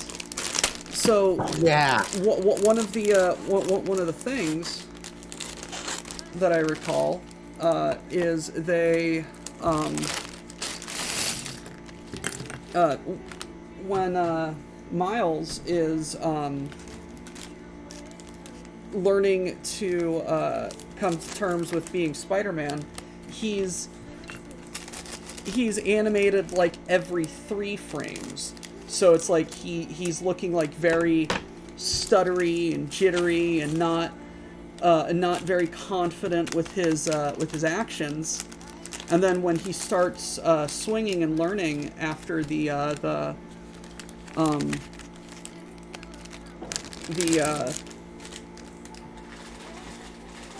computer heist, like he starts being animated on 2s, or every 2 frames, like Peter B. Parker. It's like he's becoming more confident and coming to terms with being Spider-Man. Yeah, it's one of those. And it's like the animation tells good stories. Or the animation helps accentuate the story. Yeah, it's one of those, and it's something you just couldn't do with a live action show. Oh, absolutely not. I love it when something embraces bits and pieces of its medium. Though I will admit, I still do kind of like when they have lens flails in the animated stuff, but logically would not need to have light do that. Because that lens flails or something that can be used. Can be used very. Are you talking artfully. about Star Trek? The lens flare movie? Actually, no. I was talking about Shrek having a lens flail, but though obviously not being a camera to have a flare off the lens off of. When did Shrek have a Yes, it's lens used- flare? When Shrek's walking into the castle, and they were about to have just before the wrestling match a bit, because he's basically shielding his eyes from walking out from inside the castle to the outside, and like, oh, he's covering his eyes, and they have a lens flare, even though logically there was no reason for that to happen, but it worked well with the bit of stuff they want to do, so that's what I was going to do. Huh. The new Trek movies have one of those. A lot of it, I haven't really. One of those. I think it was the second new. I think it was the third new Trek movie. The one where the villain was a former Starfleet guy who didn't want to be peaceful anymore. I keep saying that the girl that went into Chekhov in that movie, she's clearly a call for Magic the Gathering. White skin, knowledge of technology. Does not come from where she's at. It makes so much sense for her to be a Cole. Like Nahiri is. And the technology the Starfleet people have been using to stay alive is very wave technology. Stargate Atlantis. So that's a kind of weird mismatch up in my brain with that. Yeah. No, I'm talking about Stop breaking. Or continue fine, breaking and release me from this hell. I think one of my favorite, because we're talking about real crossovers, I think one of my favorite crossover fics I've read had to have been the Dresden Files / Stargate SG-1 fic, where they justified I have never, a lot of the. I have never interacted with Dresden Files. I have never interacted with Stargate. Oh, okay. Although, from what I I will- know I'm not going of to tell you both you must read the Dresden mediums, Files. from what I know of But I both will medias, it seems Yeah. that seems a very good matchup. Yes, it very much is. But one of the things I really liked is they used the fact that the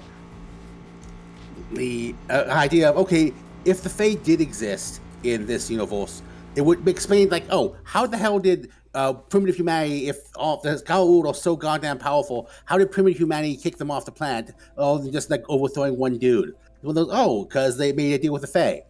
Oh, how come or was it not there was a subset of Goa'uld that basically decide one line of Goa'uld basically decide not to be more symbiotic with their hosts and not just take control of them. Like, why did that happen? Oh, one of those Goa'uld made a deal with the Fae for forbidden knowledge, and all this knowledge made it realize how much of a monster it was being, and stopped doing that. Why is all this fancy scroll on the gold rails of the gold ships? Oh, the wall to keep the Fae out. Like, little bits and pieces like that really mesh together well. Huh. Okay. Hi Mo. Yes. I didn't know that that's when it was, and quite frankly, I don't care enough to properly honor the dishonorable. And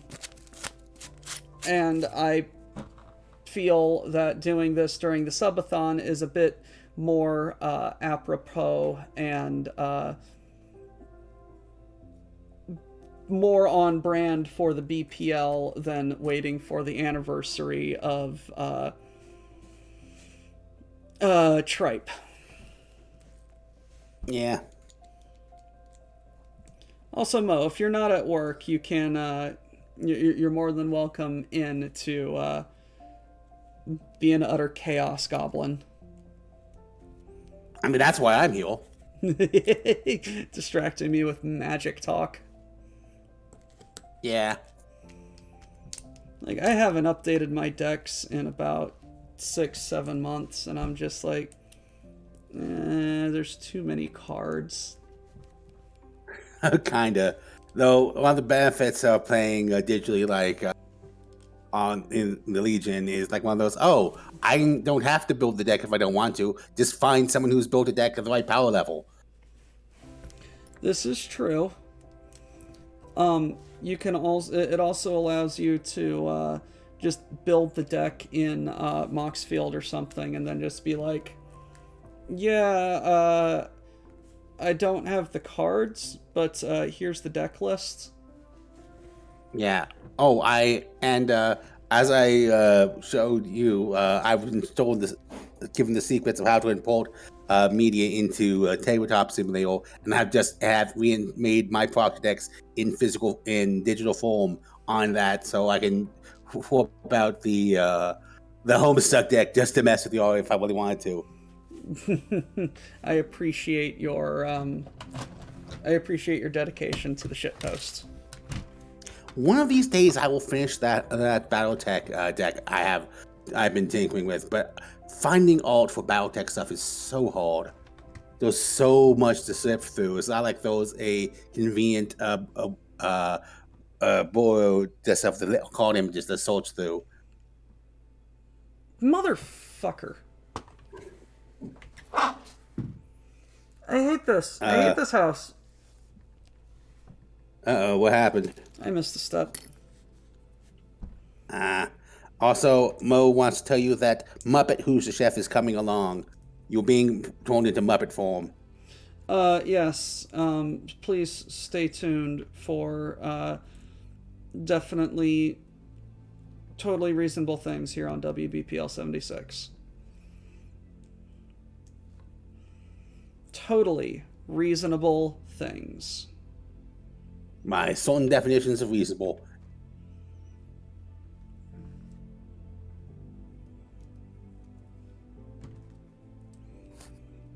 I am enjoying putting Legos together. I am not enjoying these Legos.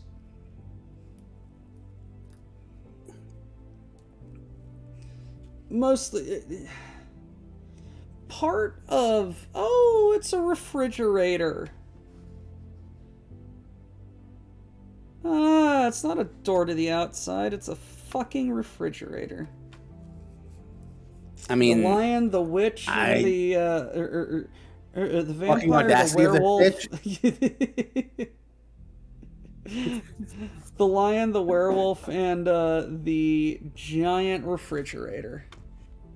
Or the vampire, the werewolf, this frickin' refrigerator.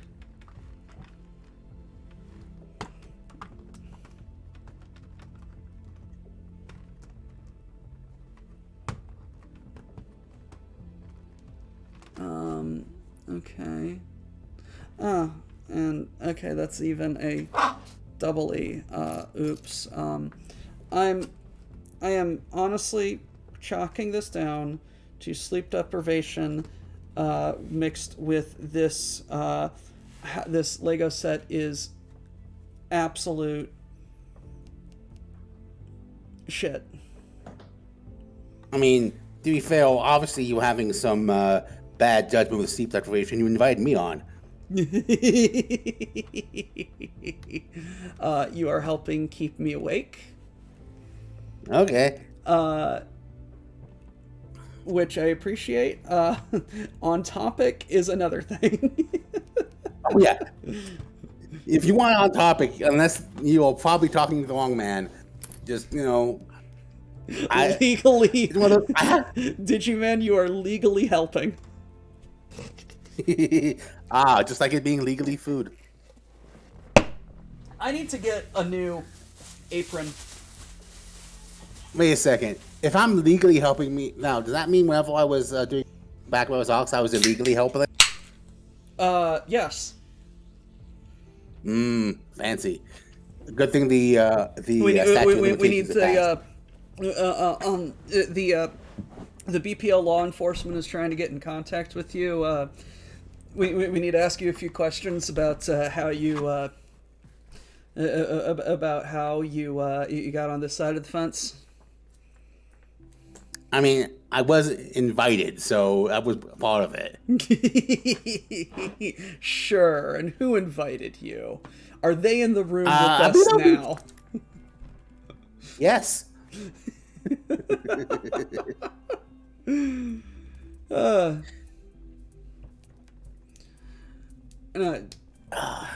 No, those early days of Spell Table was very fun, and I appreciate you being there for that. Yeah, I only wish I'd gotten the gumption to get back on the audio, because we only did only 4 or 5 of those before scheduling just being a thing. It was Stuka getting right out of work. It was stupid o'clock in the early morning for Destructo and I, and then it was also even stupider o'clock morning for you. So it's just yeah, that we even did them at all.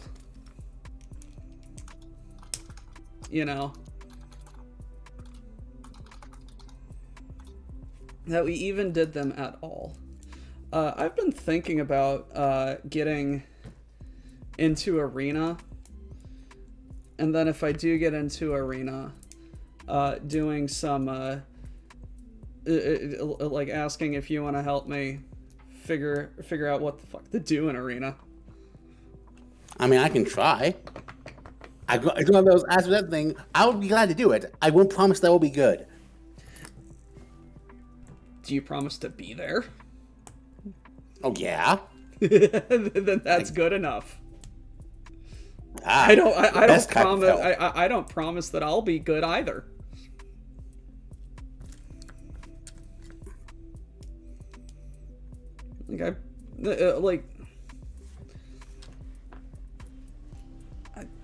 words and stuff and things are hard when you've been awake for about 14 hours. And then you just decided to crack open an energy drink and chug a lug. Yeah.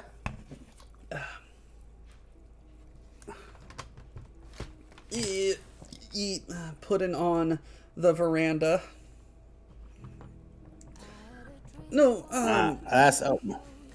Mo is running errands for work, so he cannot hop on.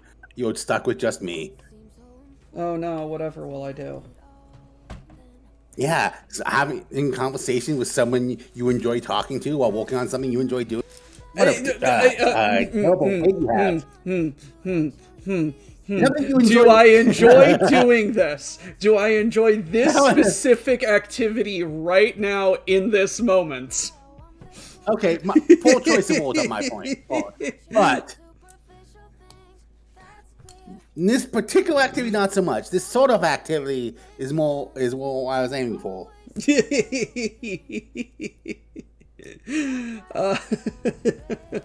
This is penance. The false high of having the burst of energy, but knowing there is nothing backing it. Yeah. What yeah, I love the meme of the skeleton chair of just going turbo mode with all the speed lines, being over caffeinated with no tangible increase in energy levels. That's kind of me right now. This is a penance as opposed to Oh, hello. There's another voice in my ear. Hi, Doc. Mo, okay, Mo joins. I unfortunately am blind to what they're doing because of how I have to do it. Invite. Just messaging in the chat, in the studio chat. Hi. Yes. Can everyone hear Mo? I can hear Mo, but I don't know if that's. I'm on the Discord, so who could say? I can. Mo, talk. I'll turn on my own stream. I'll see if I can hear you. All right. How am I coming through now? According to my sound levels, loud and clear. Yeah, looks like you're good. Yay. Okay. Yay. Yo ho, Mo. Old phone could not do that. Yo.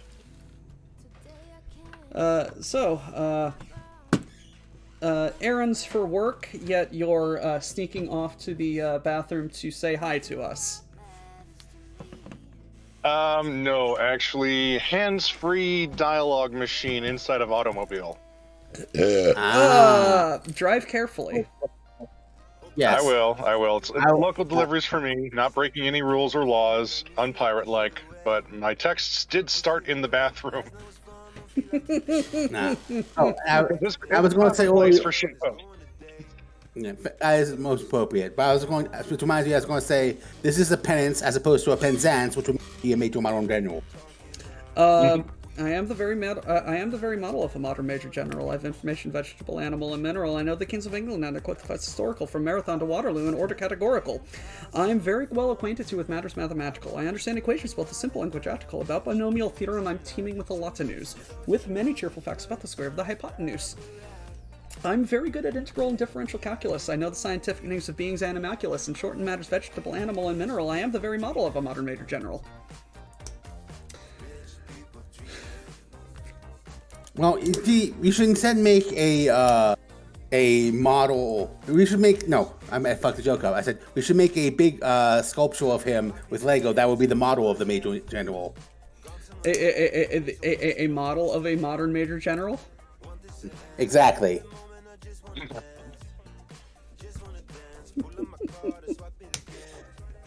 Okay, that is actually a good joke, and I appreciate that. As opposed to all my other jokes thus far, which has been horrible. Yeah, well, as someone who very much likes his Gilbert and Sullivan, as someone who very much likes his Gilbert and Sullivan, any reference to Penzance is very welcome. Persona. I know our mythic histories, King Arthur's and Sir Caradox. I answer hard across because I have a witty taste for paradox. I can quote in Elagabalus all the crimes of Heliogabalus. I know the... In Conics, I can floor peculiarities parabolas. Then I can write a washing bill in Babylonic cuneiform and tell you every detail of Caractacus uniform. In short, it matters vegetable, animal, and mineral. I am the very model of a modern Major General. Fuck. Okay, my brain is scrambled. No. It's definitely not stable at all, and definitely not connected at the bottom. Persona Freak, the answer is too long. I spent way too long listening to the song and reading the lyrics and putting it together. There's another thing that I know of much a similar patterness. Let's see.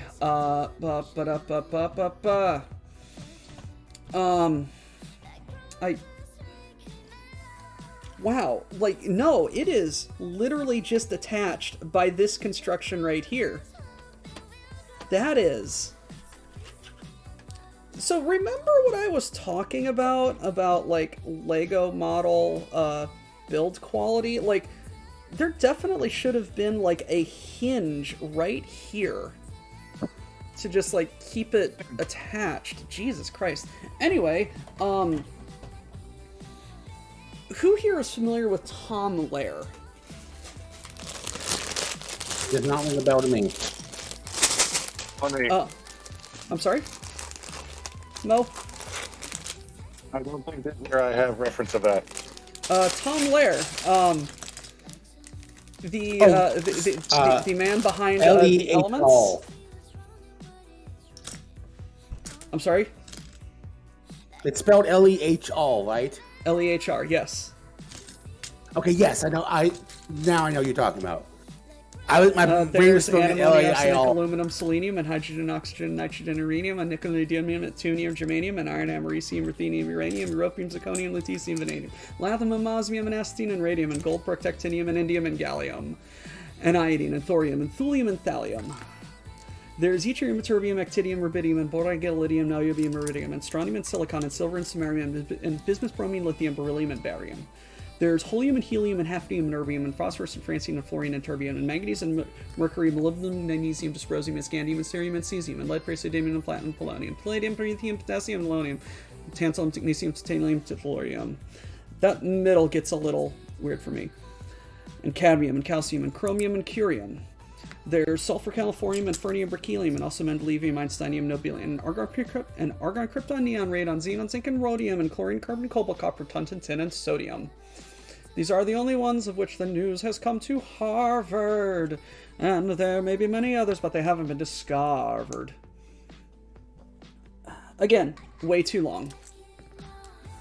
Yeah,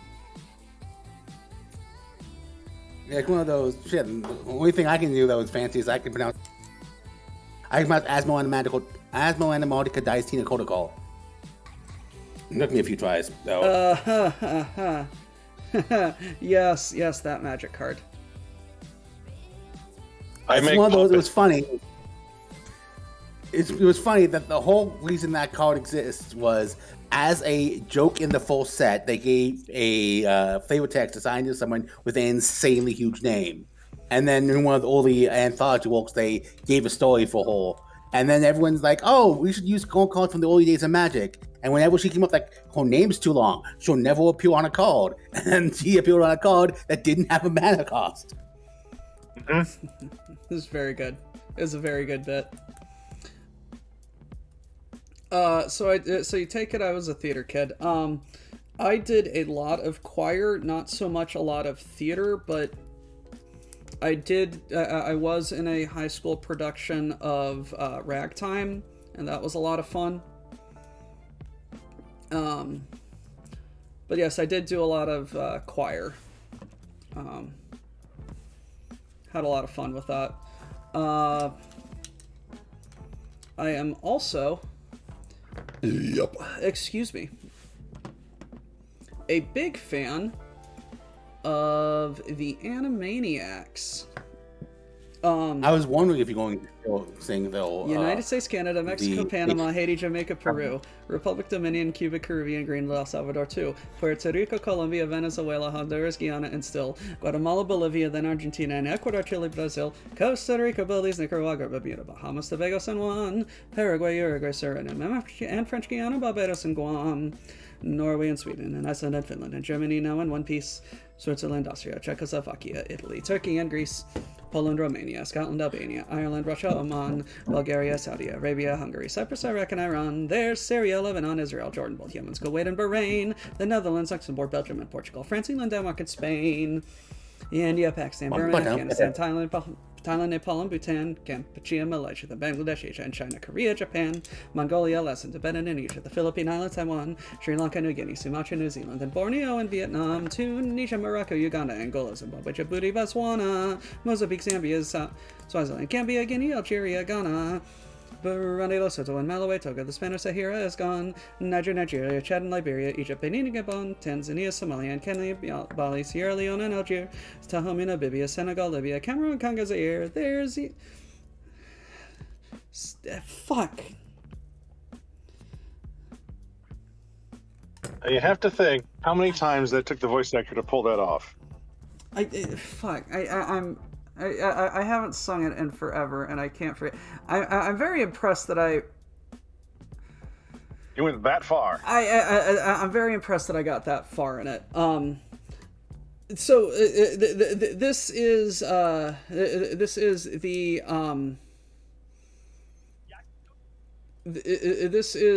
the appropriate time. I feel like I should point out that even at the time that song was performed in the Animaniacs, it was already out of date, and even then was also referencing and what was also even then inaccurate. Please tell me, what country is named Caribbean or Asia? I've seen a couple people update it with actual naming of every actual company, but yeah, And there was a couple of shortcuts made. in the reboot of the in the Animaniacs reboot, I recall that they revisited the song and quote unquote updated it, but they just added another stanza of more countries and left all of the inaccuracies stand.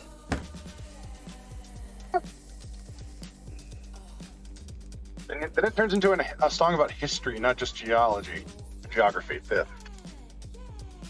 That being said, like, Animaniacs is a very, very good show.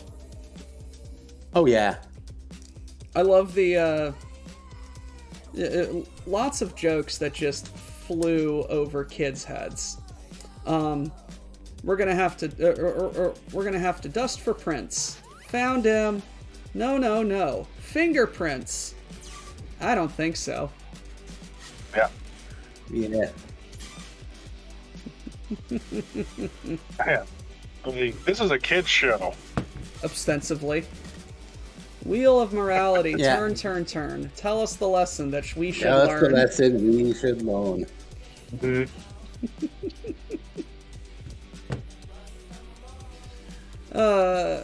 So, Mo, please regale chat with the reason why I am constructing this. Well, you sent, while I was in other location redacted, helping the Deceers, or helping Iden Deceer with something might be seeing light of day with the Black Knight video. You sent Lady Red a book. Yes. You sent Hungry Like the Wolf, the romance non-canonical literary piece, as we're going to call it, from Oh, Lady Red's section of there it. we go. Now it's connected. And in part of that, I looked at her and I was like, "You're going to do that?" She went, "Yes." And after seeing her reactions, I replied to it, "Do you want to get him back?"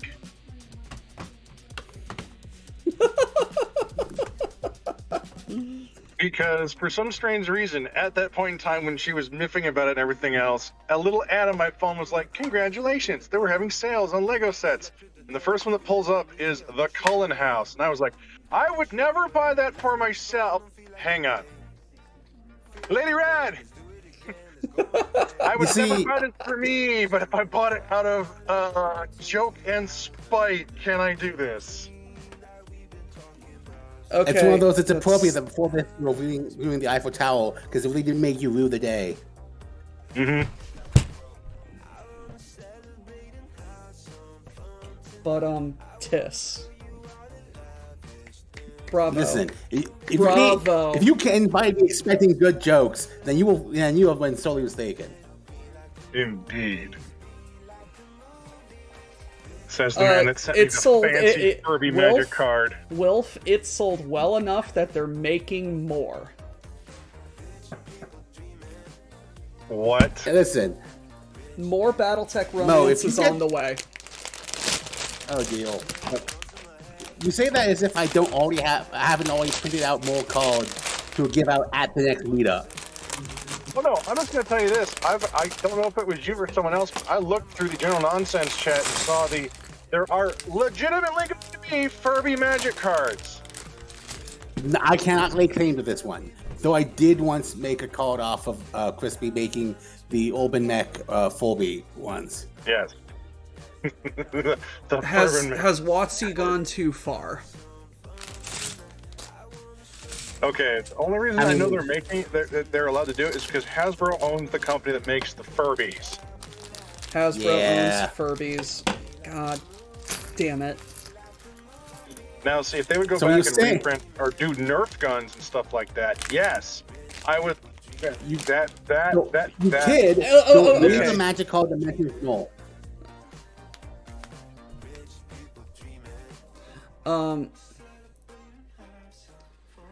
So a quick question. I don't mean to be an ass because I don't. Because I know there's a plethora of creators in the Legion, but is this where Tex Talks BattleTech comes from as well? Yes, yes. And in fact, Tex streams on this platform. Persona. Tex and Depp have a show on Monday. They stream games. Currently, they're playing Metal Gear Solid. One of them. I don't know which one. And I keep reading. Are they going to keep doing more of the Star Trek one since that was heavily enjoyable? Elderly customer came through, got a new electric bicycle because he doesn't have a car anymore, hit the throttle and fell on the pavement. Ugh. Oof. Is he okay? Y'all have a lot of first aid kits.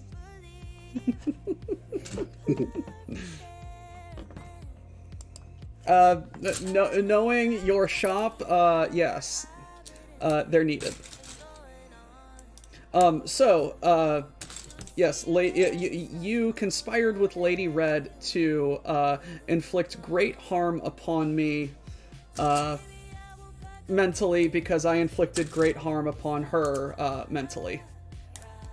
Well, the other part of that too was because I was out there and also sending things their way as gifts for them getting their house and whatnot where I was at.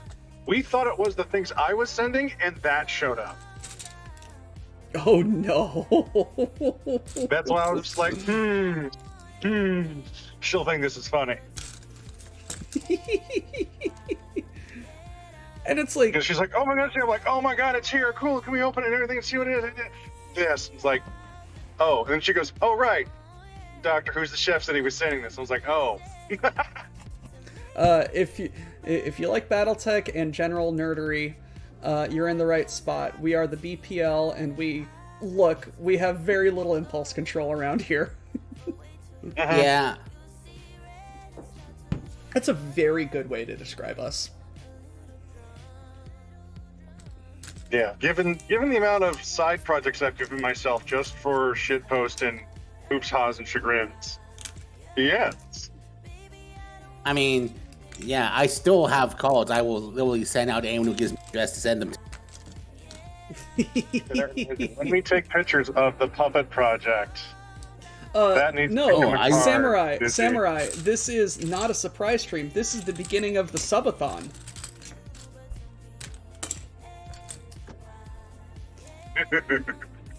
This is the last week of the September subathon. All money raised during this subathon is going to be used in part to acquire lodgings for the BPL streamers to attend the meetup at Location Redacted.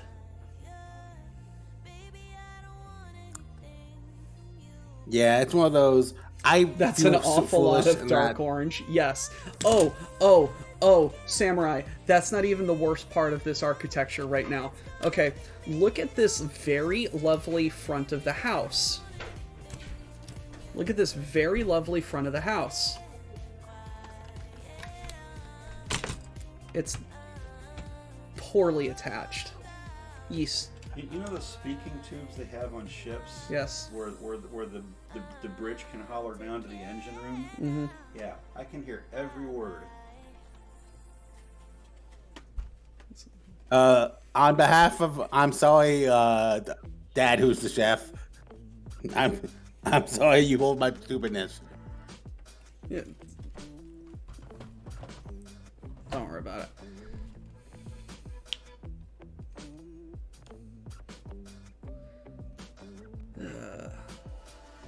But yes, Samurai. This front facade is barely attached. This structure right here is all that is attaching the front facade. Oh no, something from the Twilight universe having a very poor facade. We never saw that coming now, did we, Doc? No, absolutely not.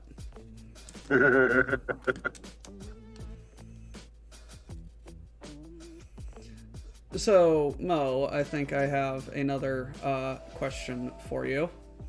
That you are here ostensibly on a Lego and ostensibly a Twilight stream. What is... do you have a favorite Lego set? And then... big or small? Favorite small set, favorite big set. Let's see. Favorite small set was literally called the Red Mech from the Lego Mars when they had the Aliens set. Ah. Because we're gonna go. If I'm going the way back machine, I'll go with the ones that I had, not with the ones I wanted as a kid. That's fair. Because yeah, there's a lot in the big sets I would have wanted, but Oh yeah. And favorite big set I had, the underground spy base from Lego Spies. I think it's Ogle's Volcanic or Ogle's undersea base. Because it was basically the Dr. Evil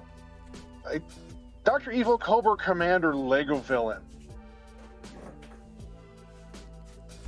And I had that thing, and since I always had a love for things of Aquanauts, my parents got me that.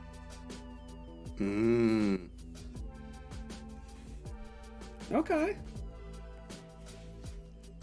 And then a follow-up question for ostensibly this being the Twilight stream. Oh no. What is your I don't really want to. I think the best way to ask it is relationship with Twilight. Where were you when it started becoming big, and did you ever read or watch? No, I had to deal with every single one of my coworkers because I was lab for a different optical shop at that point in time. Go through their Twilight and 50 Shades of Grey phase. Ooh, And I got to endure Office Ladies. every single joke and every single riz from that because I was the only male staff member. Oh, that sounds like hell. Yeah, that's what I was just like, I know how painful this is. Okay, so I thought you were going to ask me if I was it Team Jacob or Team Edward? Team Die in a Fire. There we go. There was a reason why I kept a Nerf gun that had silver bullets written on the ammo in my lab. Mm. It was like, no, I'm like, I will shoot you with this.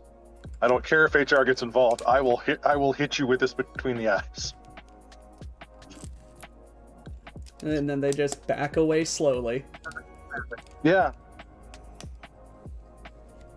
Because they're like, Mo, do you want to talk about this? No, I do not. I am Like, I here to haven't read the work. books. Yep. Just funny because like now like 15 years later from that, I picked up one of Sarah Moss's books for Crescent City. I'm like, ooh, I like this Gothic stuff. And my friend Danielle is like, you need to read all of her works. I'm like, how many are there? And she hands me 11 books. I'm like, I need to read 11 books to understand urban fantasy? Really? It's like I've been running art shows and doing stuff that like I've been like met these authors. I know this theme. Like, no, you won't understand a thing. I looked at her and I go, after reading all of that and getting done with like I think I haven't read the third one, which I can't remember its name, but the second one was House of Breath and Sky. It gets to the end of that, and I looked at my friend Danielle and went, really? I had to read through 2 of these to actually get the reference to what the characters of that this one character meets at the end of the second book. She goes, you wouldn't have understood it. I was just like, really? I looked at her and I go, I have been in D&D campaigns that have had a bit more complexity than this, but still quite as enjoyable. All right, 1 second, gents. I have to take a phone call. Alrighty.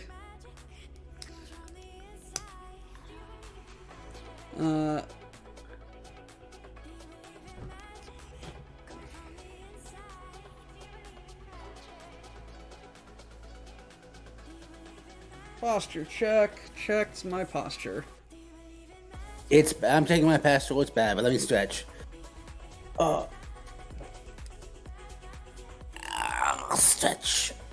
We redeemed a posture check, not a stretch, but stretching to get good posture, I'll allow it. No, wait, like you can. It's not like you can stop me.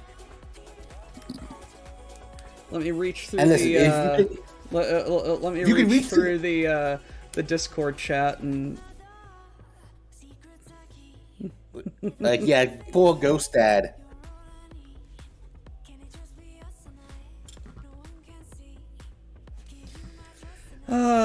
Like, I will say, like, the bags are disappearing at quite a rapid clip.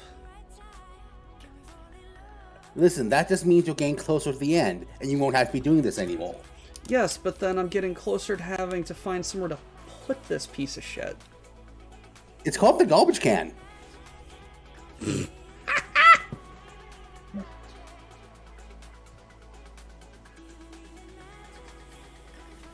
Alright. Ah, it's hiding right there.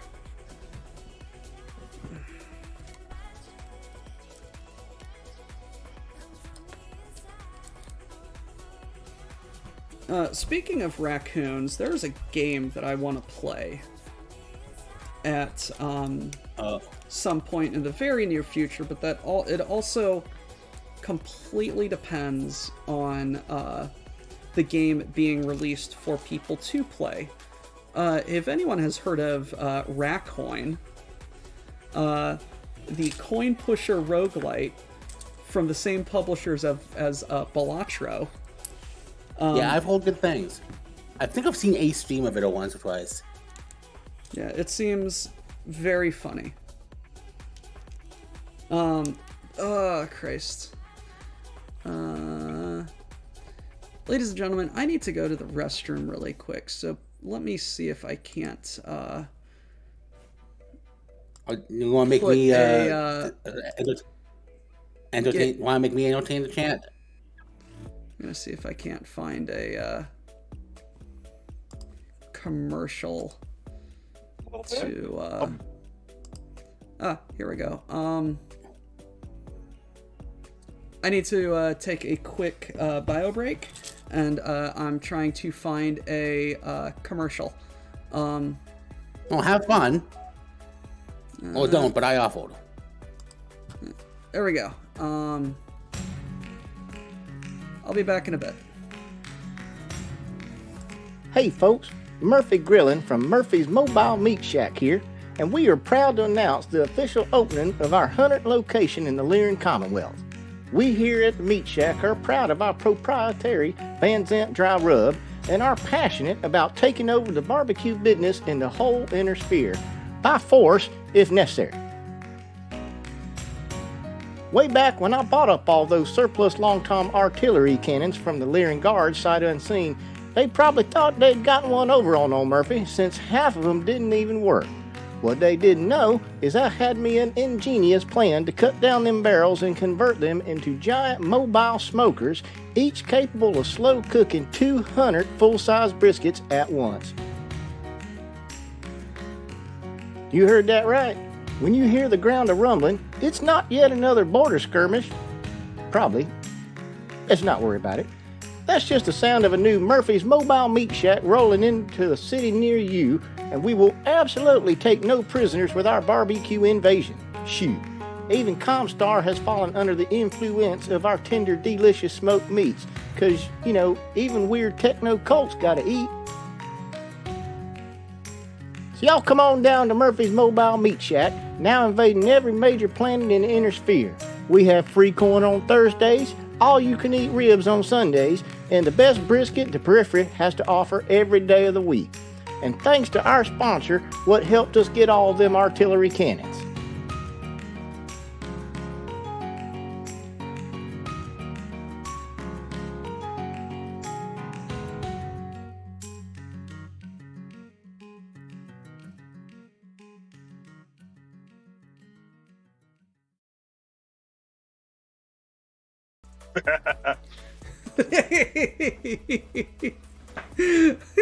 I didn't know which audio channel he was using.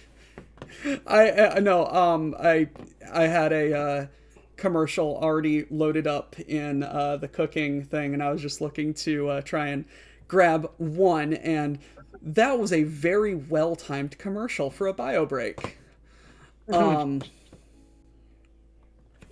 Yes.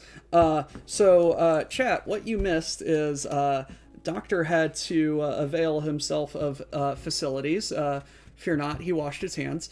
And overheard Mo and Digiman conspiring to commit atrocities of the Lego variety against him.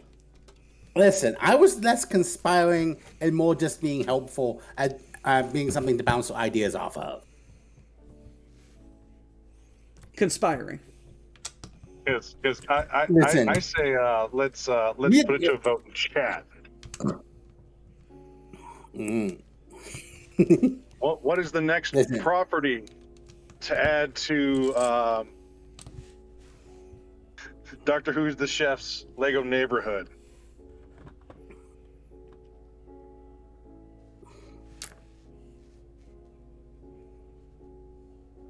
Okay. Did you start on another Apocalypse Gym build?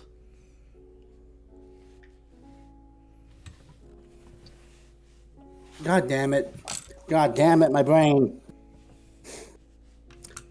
My brain just decided, what if I don't spell it like the destruction of the world? I spell it like the planet from DC Comics where Darkseid lives. And now I'm imagining Darkseid as Apocalypse Gym, and I hate it. What Oh no. It is an Apocalypse Gym. What the hell is that? Is that Apocalypse Aerospace? Aerospace. I'm in your sky. Hi, friends. I'm sorry, Parallax does a voice of well better than I do. Damn it. Now I'm going to have to Jim AI off this Claw. because I don't have... Jet Set Apocalypse Radio. Oh, that's right, because I have seen some art and things. Samurai, I'll leave that as a surprise. Samurai, I'll leave that as a surprise. Samurai, I will say that did trigger the auto mod, but I know what you're implying there. I'm just saying that, like, auto mod, I don't know. Auto mod might just be a little sensitive.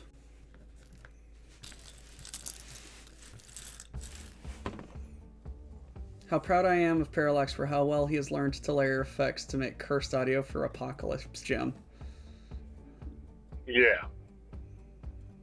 Because, the entry part for that black background for Jim that he threw at me to show it off didn't start with anything, and I was like, oh, shoot, it must be buffering. So I threw it on my big TV, walked away for a second to grab a plate of dinner, and it came back, and then Jim popped on, started talking it, and I almost threw the dinner plate at my TV.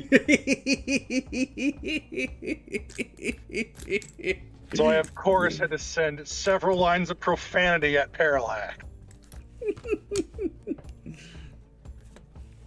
I feel like I've missed much of the lore around the creation and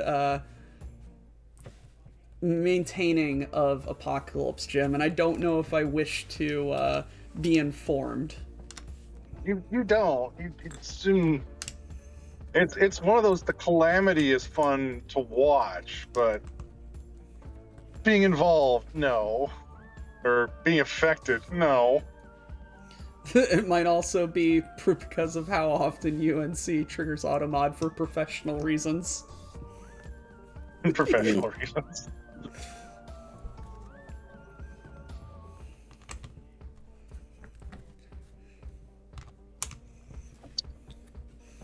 But yeah, because if I'm still in between, because I get another set of 90 that I can do.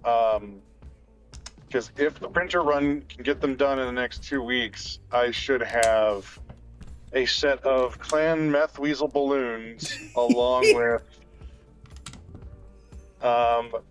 Now that I have some line art for it, Apocalypse Gym balloons as well. Oh no. Oh no, this is definitely not going to be fun, he says. Entirely knowing that it's going to be hilarious. I just need some lawn darts. All I need is Mo, would you care to explain to the audience why you are not allowed to open audio files from Mad Ducks at work anymore?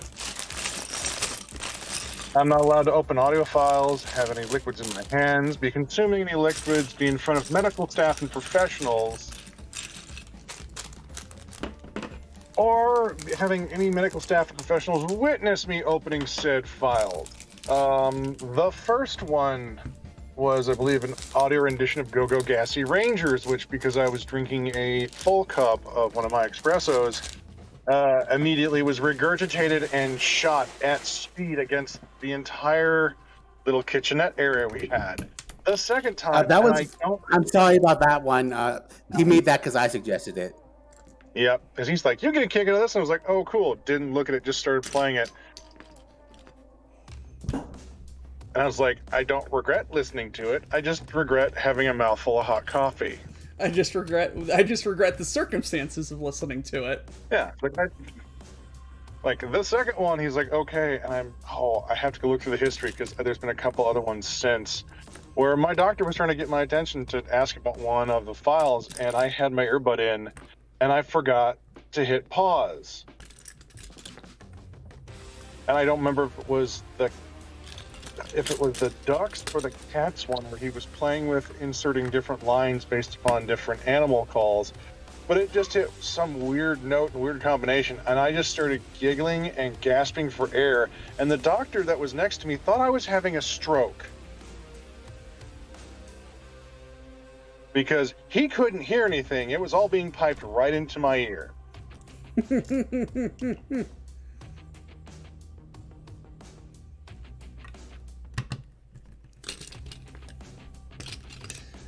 So when Dux is trying to send me something either to review or have fun with, he will ask, do I have coffee in my hand? Do I have coffee near me?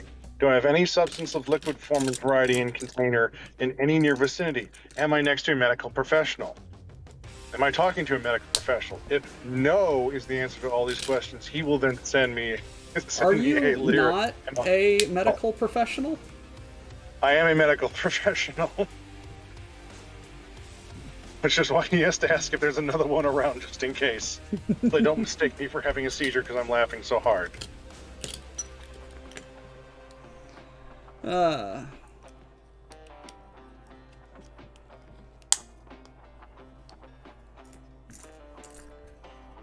Welcome to the BPL, where the only thing we do responsibly is drink. Whether that's alcohol or coffee. Your choice. And sometimes both.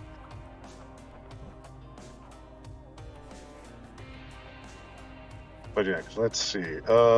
Things that'll be going to the... Things that will be traveling to location redacted, if I remember them in the correct order. A grill. The grill. Yeah, the grill most importantly. Muppet, who's the chef. The balloons, maybe a helium tank. I might look into picking one up there. Because for some strange reason, balloon lawn darts sounded fun. Where would we do that? And how would we do that? And why would we do that? You're telling me you don't want to throw sharp objects at Apocalypse Jim's face?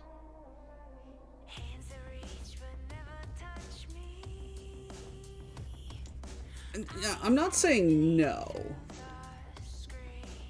No, it's either that or I bring cornhole. Apocalypse. No, cornhole. I think if it's at BPL Midway, it becomes side cornhole. Yeah.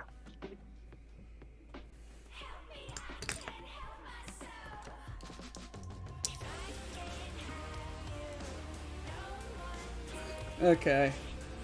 Yep. You know, for not having a lot of Legos in front of him, like, it's very hard to locate bricks sometimes. Oh yeah. Like, I don't know how else to describe it. It's just like, some of these Legos are very hard to see. Like getting, yeah, you're like stud blind or whatnot. Also, just extremely tired. Just kind of going, yeah. Yeah, stud blind is a very good way to put it. Okay, so we are putting another... So many stickers. So many stickers.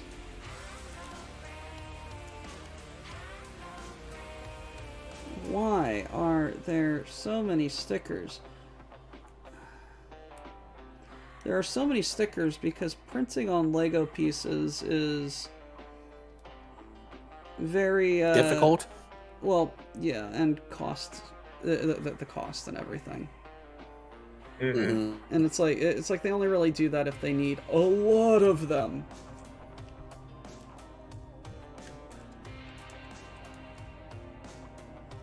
And they don't need a lot of these. It was the one thing that I wish they would have done during the Exo Force set. It's like, ooh, like anime style kanji. It's all stickers. Why? Having that in some bricks would have made them art pieces. I know, right? Mm-hmm.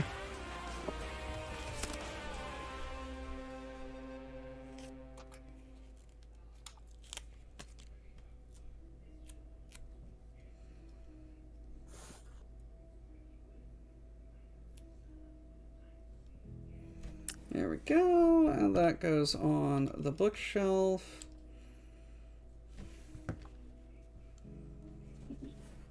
This is a. This is Okay, This set is an adventure. What's up? There was a reason I've been quiet. I AI'd a bit of what I had to say. Oh God. Oh no.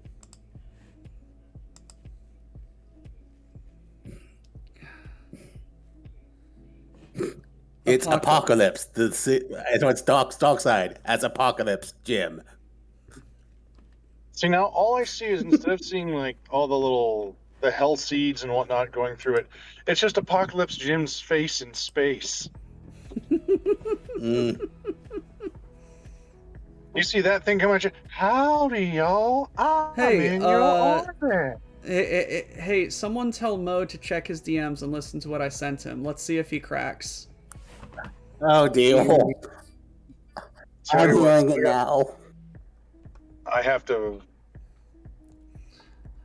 I'm a lot more forgiving of stickers than 97% of LEGO fans, but that Death Cheese wheel comes with a full-size printer paper stickers worth of cheese. Or worth of stickers. Jesus Christ, really? Yeah, I remember the Lord of the Rings sets I used to have. Especially my ship.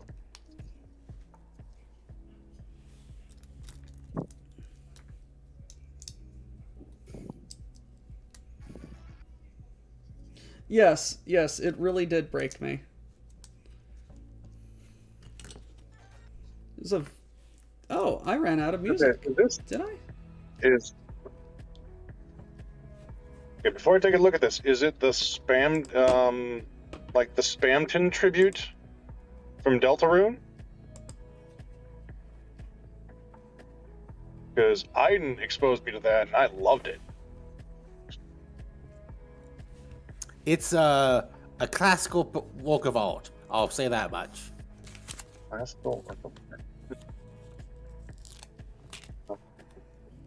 Tell you what, because I got to park for my next drop off. I will find a spot and then I will listen to it, and we can see what. Well, that's an Amazon truck. That's an Amazon truck trying to do a U-turn in downtown one-way street. Wow. Not being a very smart, is he? No, actually, I have to give it to him. That is, I've never seen a J-turn done like that with a 2-ton. That took some skill.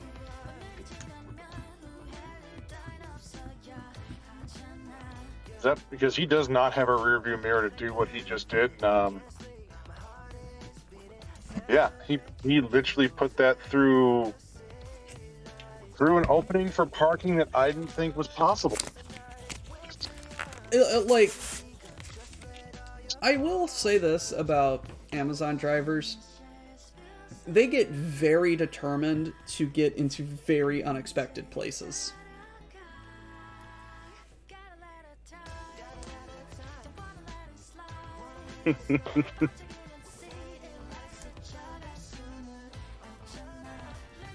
Where the frack is the piece right there.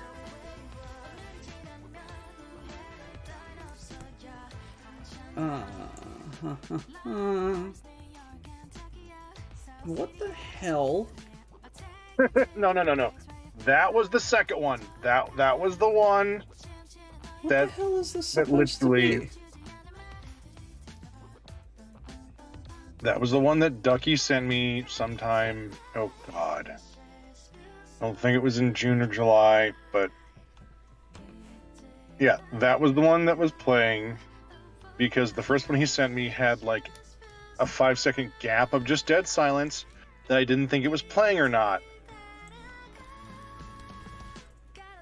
Because Farkata and Fogue that was what got me to almost have a like stroke seizure laughing fit in front of a doctor.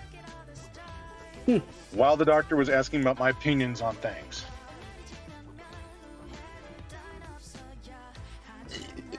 Excuse me.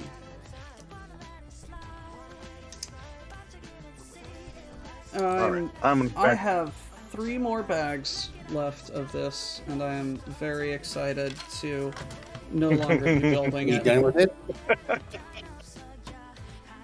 This, All right, my this silly set just question. confuses me. Like I mentioned earlier that like this set is doing a very good job of being of like having like it very well designed for Artistically being, designed. for alluding to the scenes that it's referencing. And then the front facade is almost falling off. And then there's all of... Opinions have changed very rapidly. And I've gone... It was like a weird... It's like a weird... cyclical, like, coming to terms with like like the levels of fucking god damn it of grief kind of thing, where it's just like it's gone all the way back around into I hate this. Think of it this way, Doc. You can destroy it once it's done. And waste Yeah, you perfectly can- good Legos. I didn't say you'd break the bricks. I said you just break the model. I was going to suggest you slide it on file. No, we will not. We will not do that to good Legos. Yeah. The Legos are innocent. It's not their fault they were put together this way. Yeah, it's my fault. Yep, they were just built like this. They were brick like this. Baby, I was baby, I was born like this. I was bricked this way. Fucking shit. All right, I will drop this box off. I will be right back. Have fun.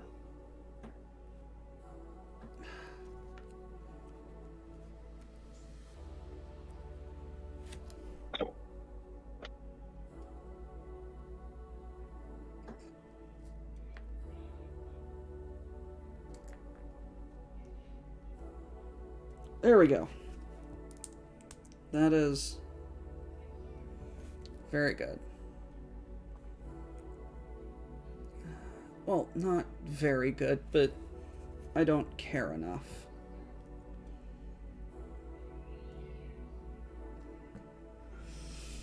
Okay, and boof.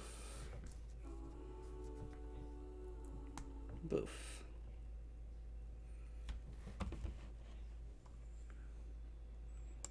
What do you got there? What the hell is what the... That's incredibly way too many stickers.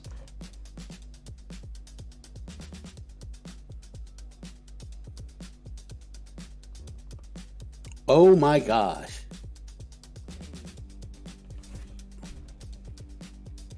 That is too many stickers. And that's probably only the full sheet. Mm-hmm.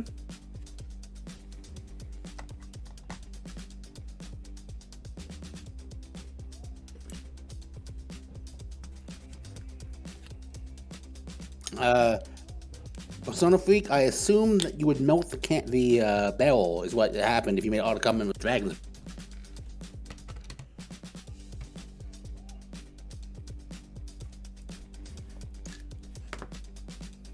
Grimos, we summon you. I think. Where's our resident meme mech tech?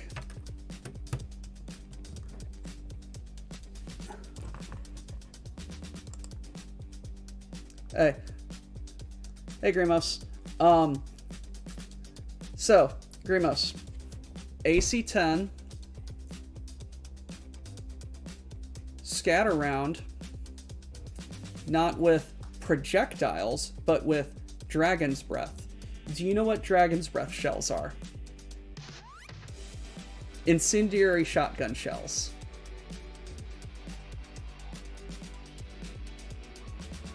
AC-10 incendiary rounds.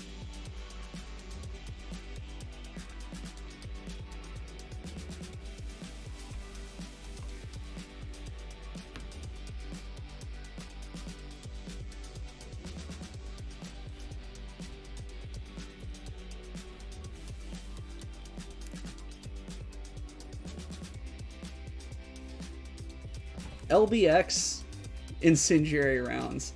How would that work?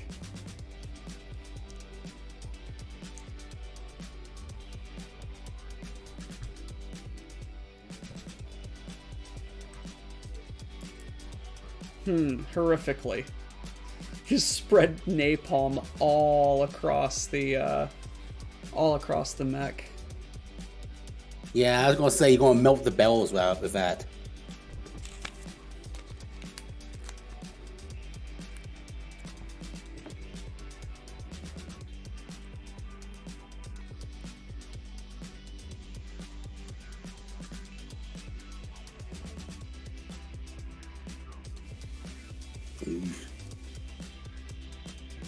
Screw it. Doc, we do not Willie Pete the LBX. You can't make me. You can't stop me.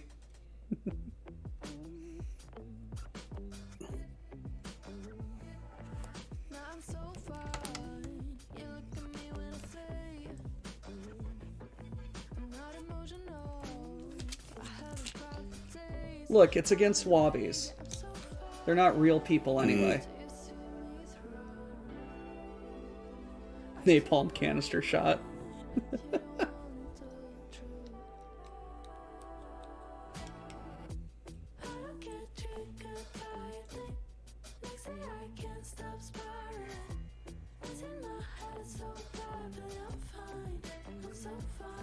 Doc, I wouldn't even Willie Pete LVX Clan Steel Viper, and they're the second biggest bunch of irritating prongs in the literature. Well, third biggest.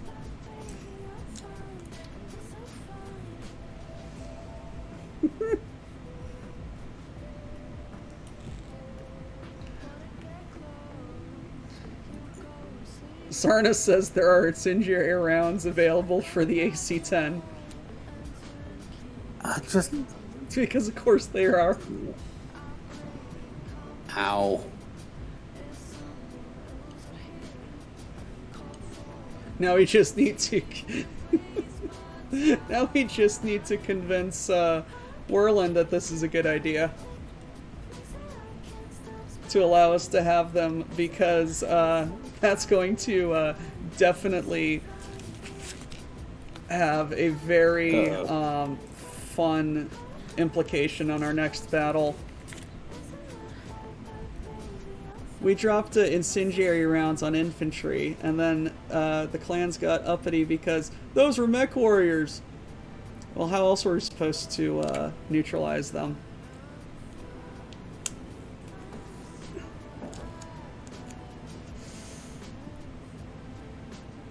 Stretching. That sounds like it's a very, very involved stretch.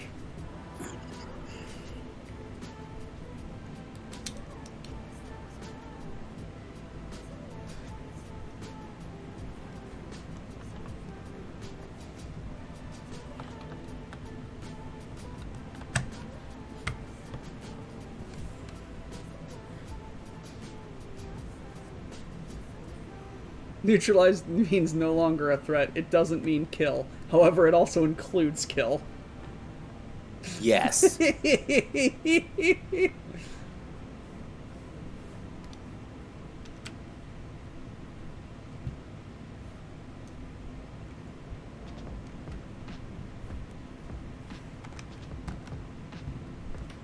I've neutralized the threat. Sir, he's a pile of ash. Neutralized.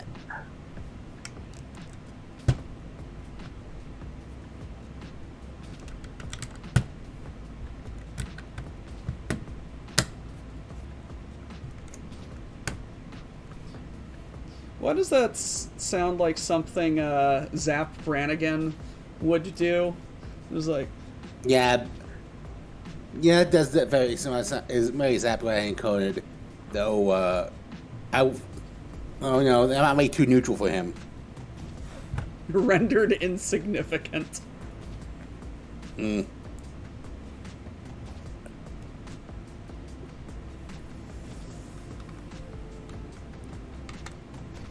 Ah, stretching. Yeah. And this is, hello, Edward. Chiseled McCheek boy.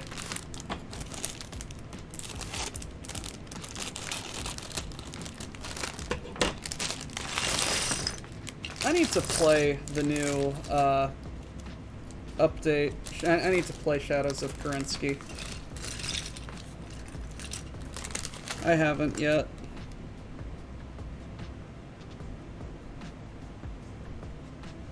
I love how Edward gets a full face of hair in his vampire face.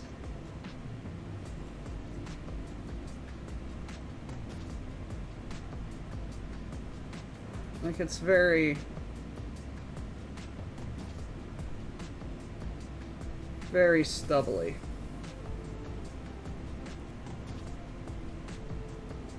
Yeah, I'll have to take you all on that. We can't exactly see.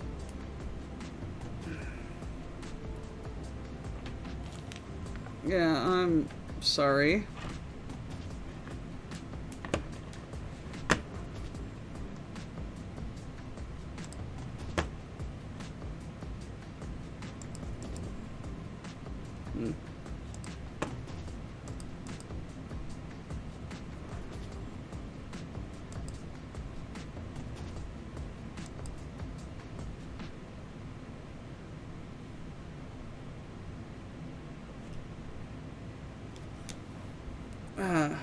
Whatever. It's not important. It's a piece of shit anyway. Yeah. Important thing is that they were no longer a threat. Neither was the surrounding terrain.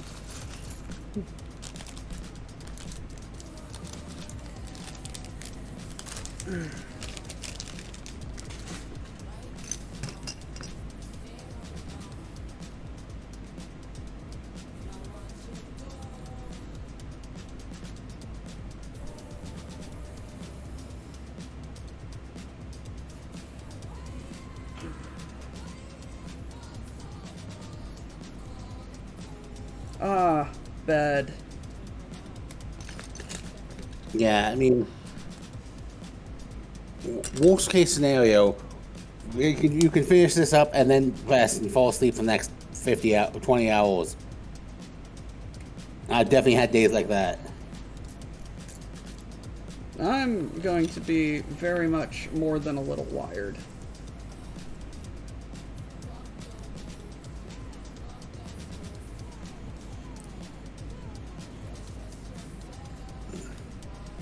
That's alright.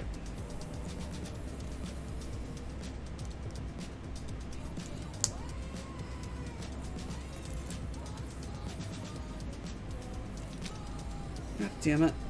God. Damn it. I hate being tired. I hate these Lego set. Doc's having a moment. Doc's crashing out. Yeah, it's one of those, if I was physically at your location, I might try to say, let me help you and try to fix this, you get some rest, but it'd be kind of hard for me to do. You're fine, buddy. I'm only several hundred miles away from you. Which reminds me, I realized only after, like a month after I bought my ticket to go to See Redacted, I live close enough to See Redacted, I could have taken a bus. You probably could have saved some money. Yeah. It's not so much money, it's airports scare me. In that, I'm afraid I'm going to miss a flight and be stranded. That's fair. It's one of those, I will save myself so much frustration and a little bit of money, not a whole bunch. I think being I got a good deal and how much thing I think maybe like 80, 90 bucks, which would have been not an insignificant amount, but not a huge deal. But yeah, it's one of those. It was less. Oh, I would save some money, and more. I wouldn't have had to deal with the whole scariness of getting on a plane and dealing in the airport. I could have just gone on a bus and sat on my butt for 10 hours. I once took a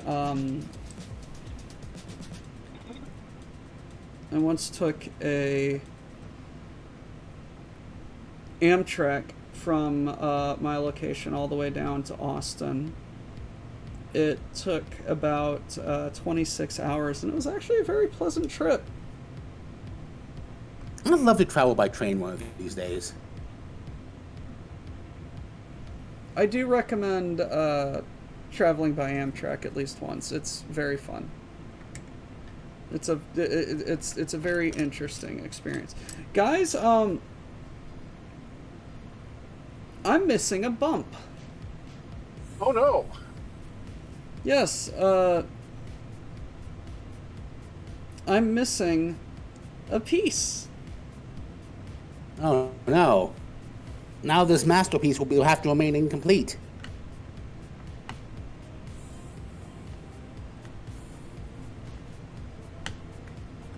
Another one?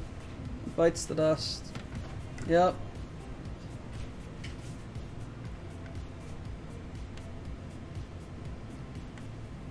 We got it in for you, man. Oh yeah.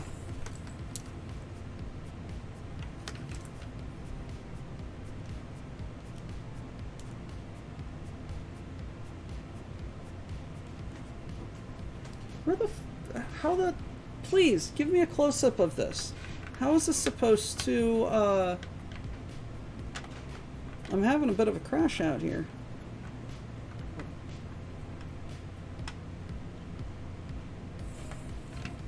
Is this literally supposed to just be like a free-floating bed?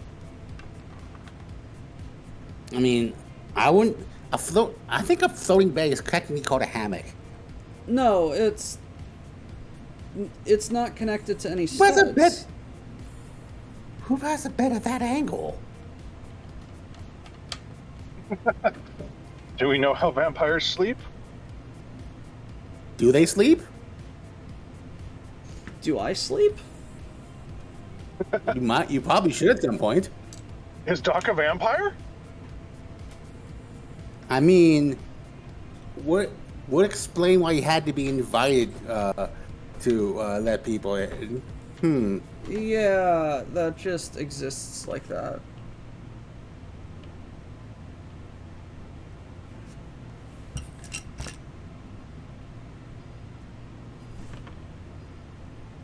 I might have to.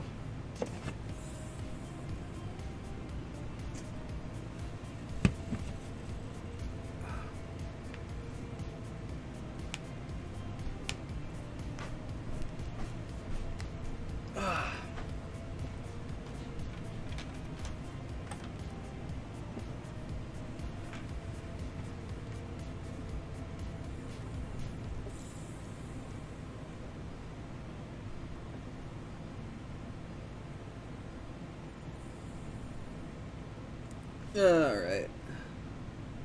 This is getting tedious. Oh, hey Doc, you're building a Lego set with lots of little pieces. Of course it's getting tedious. You've been awake for closing in on 14, 15 hours. Like, of course it's getting tedious. Your circadian rhythm's all fucked up. Of course it's getting tedious. No, you should beat up those. Am I just talking to myself? Of course, you're getting tedious. Beat up those crickets. Make your sleep schedule better. What the? Oh, it's a little frickin' nozzle out of a gray flower piece. Interesting.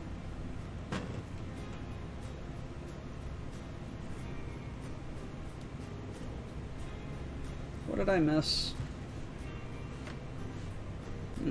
That's what I missed.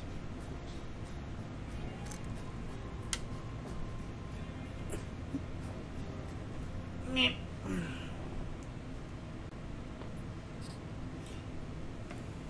Doc, I think you should take at least a few oopses off being able to expound as many bars of modern Major General as you did. Yeah. I would make it I'll an take one unoops off. or a spoof, perhaps. How did you get there? Silliness. That's how you got there. Lego go there. I really wish it wouldn't.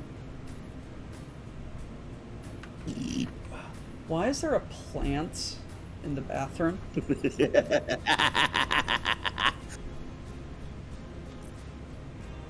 Because this is a vampire bathroom, of course there's a plant in the vampire bathroom. Why wouldn't there be a plant in the vampire Listen, bathroom? just because vampires, listen, the vampire, finding vampire having a thing in the bathroom makes perfect sense. Every time they go in, they'll get extra sunlight walking off them.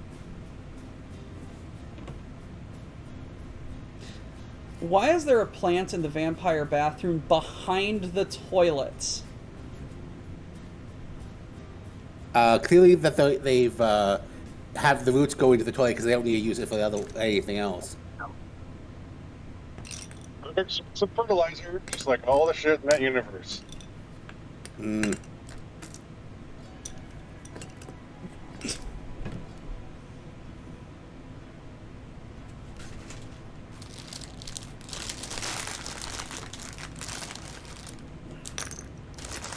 Turns out I'm the idiot.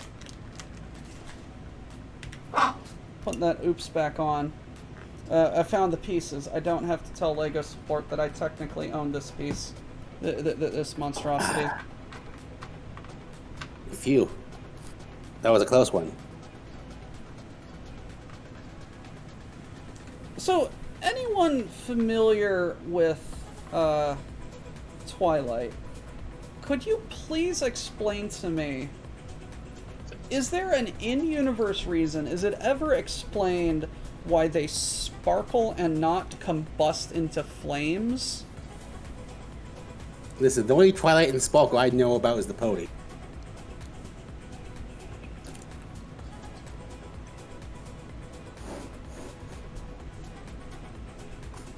Because, like,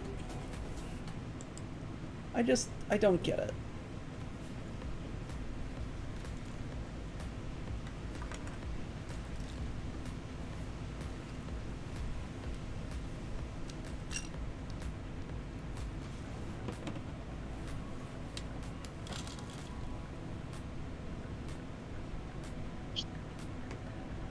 Yeah. That, I heard that. I heard that. What broke?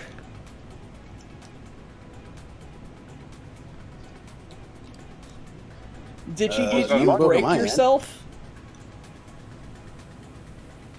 I heard a loud pop and then a groan. Okay, that was me then. It most definitely I'm still in was one you. piece, though. Did you? What did you pop? A vertebrae. Yeah, that was loud, man.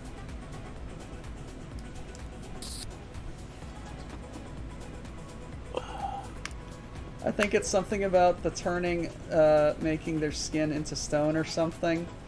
When you live so long, you forget how to human, but you still need a human dwelling to keep up appearances, but you forgot what humans need, so you half-ass the design going, oh yes, humans need toilets, so it should go there. This feels very Squick reasoning, but I feel like Squick would have done much better engineering-wise. Yeah, Squick would Is have this made water why we lilies out have of the so back many tank. open plan shitters? Hi, Ralphie. That makes more sense than I care to like it. Makes more sense than I care to admit.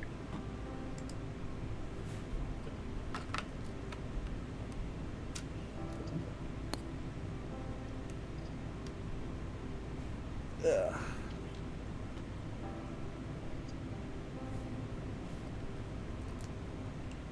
A squick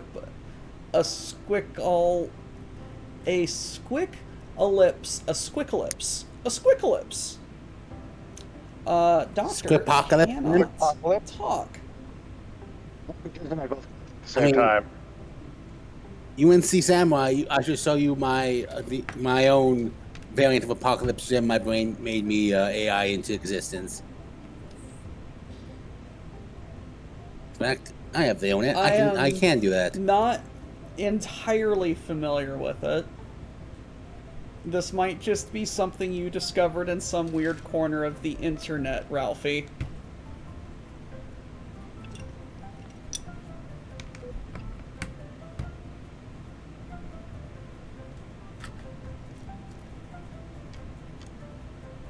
Oh, no, now my brain is going Apocalypse James. I'm like, yes, the Australian ripoff. Howdy. Today, y'all, I'm Apocalypse James.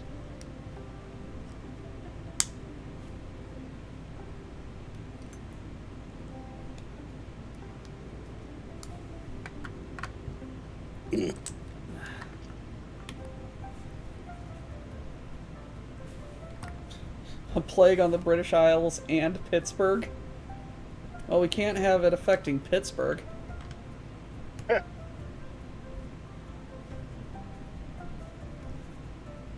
That was gonna be my other question. What state did Twilight take place in? Ohio? You were in the state it took place in. No. Yes, it took Ugh. place in the Pacific Northwest. It's one of Okay. those. Yeah, it's literally the state that on the then current basically it was Miles looked up what state has the most rainfall, and that's where she put the setting because he wanted a place that was cloudy all the time, so no direct sunlight. Oh. Okay. Oh wow, that is an open plan shitter. That's a toilet right in the combined kitchen laundry room. For when you I've only really, seen really, work. really don't want to clean your clothes, just shit on them. I mean, usually when people shitting out your outfit, they're not being literal.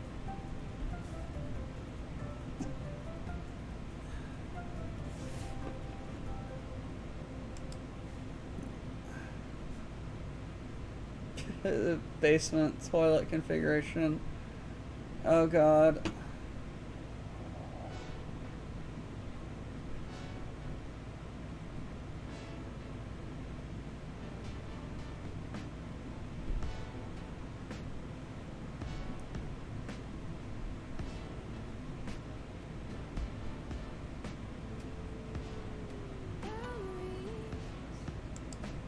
Okay. I have once again won the stream. I don't know if I consider this winning. Yeah, it's something. It's a thing. It is a choice of all time. Penance pains. No, there have been choices, and this is one of them. Of all the choices I've ever made. Oh, okay. Doc, has Yes. Rail reached out to you about corn smut? Yes. Okay. So has he reached out to you about possible recipes utilizing said corn smut? Probably I was just a bit too busy at work and or tired. And we will joke about this at a later time when you have more information. I mean, it's fun. I mean, the words corn and smut together are very hilarious. Oh no, the recipes, because one of them involved gnocchi and the other one involved tacos. Why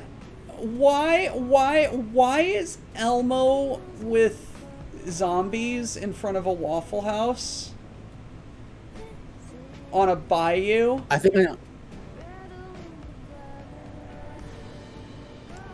See, only one of those things is not like the other, and only one of those things just doesn't belong.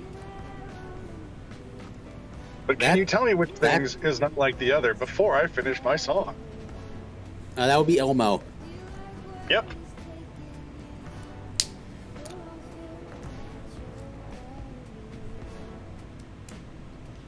What about wheat smut? That causes the Salem witch trials. Hallucinations? Yep. That's that becomes an hallucinogen. Let's not.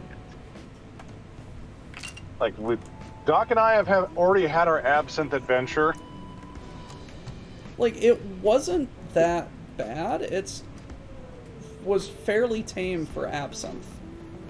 Yes. Also, I would like to point out, yes, this is on the 3rd floor, but there is quite almost literally a direct line of sight from this outside window through the bathroom window to the shitter. Like, a very enterprising person could look straight through your window and see you shit. This is not... For someone wanting a private life... Maybe one of them is really frosted. You don't know. Look, kinks require consent, and just shitting in public isn't.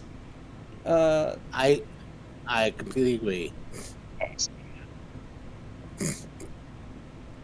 Sorry, Parallax just... I poked him yesterday about something, he's poking me back with it, and I was like, you're done already. Holy crap. Vampires like making eye contact while pooping.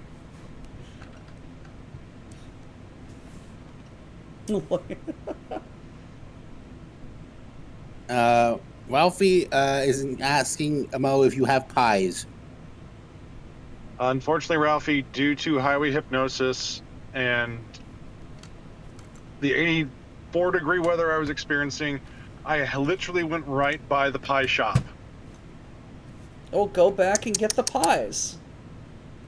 I will be.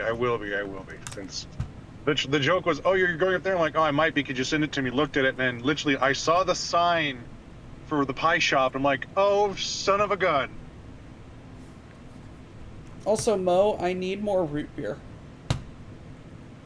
We'll take care of that. Like, it's apparently I'm apparently able to get it down near me, but I can't find it, and I'm very upset. I am very upsetty spaghetti because it's good root beer, and I don't like root beer.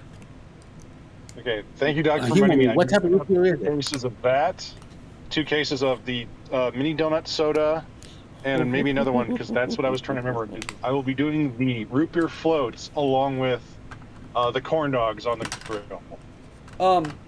Mo, can you please Sounds amazing, to be describe honest. to Digi the 1919 root beer? All right. 1918 is fire brewed locally from where I am, or where I am now. And it is basically a pure cane sugar with a little bit of star anise, small bit of molasses, and then vanilla for its spicing notes. Yes. And it is... It's very much a sommelier's root beer. Yeah, it has a good body to it. It doesn't have too much carbonation like you get out of a Barks or a canned soda. And because of its popularity in volume, you can get it in about 1.5 gallon pony kegs. Oh. So you can properly prime it with pressure, however much pressure you want, with the pony keg, and actually get a compressed draft root beer. Fuck, that sounds amazing. It is. That was like when I went last year for the meetup. I brought a single case and was left with 4 cans because other people got to it before I could get it set up to do the fountain drinks. And I was like, who did this? And one of those perpetrators was Mad Doc. Good. Yes. And one of the perpetrators was Mad Doc, brought a can home to his wife because he's like, oh my god, this is good. And she literally just texts me back directly saying, so you're sending us more of this, right? I literally had to schlep it down on my when I went down. Like Mo met up with me for Earth Meal, and then said, "Hey, don't drink this. This is for Mrs. Ducks." And I made it so. This is yours. Because I know how hard it is to go, that looks really good, but I don't want to open the pony keg. Mm-hmm. Yeah, it's one of those. I feel bad. The only thing I'm Join really give out stream. is Here complaining. Mad Ducks is responsible. Yep, that scans. Yeah, that was why when Puzzle came up to visit me and Ralphie up here, I'm like, here, you need to take this back with you, because I know you don't have it. He's like, why are you giving me all this soda? Like, if your relative in this region, yeah, it's like, if your relative in this region asks you about it, ask what it is. If she knows what it is, she'll tell you. It's because I threw like, here are the little bar top ones, here's the pony keg, here's the full large like pint glasses. This is starting to, like, I'm starting to forgive the house. I still don't like it, but it's starting to come together. Also, this is a garage door that goes into a garage. Mm-hmm. Where's the garage? Ah. And now Para's asking me about booze. Oh, this is going to be a fun meetup.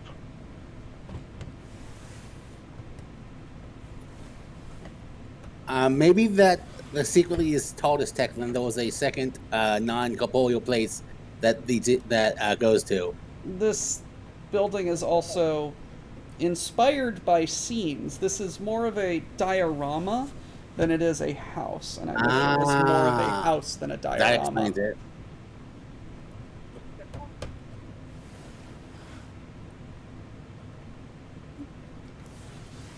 Okay. I have 2 bags left, and one of them is a wolf. Apparently. Would be a help. I have to fully extract it. It's only a model.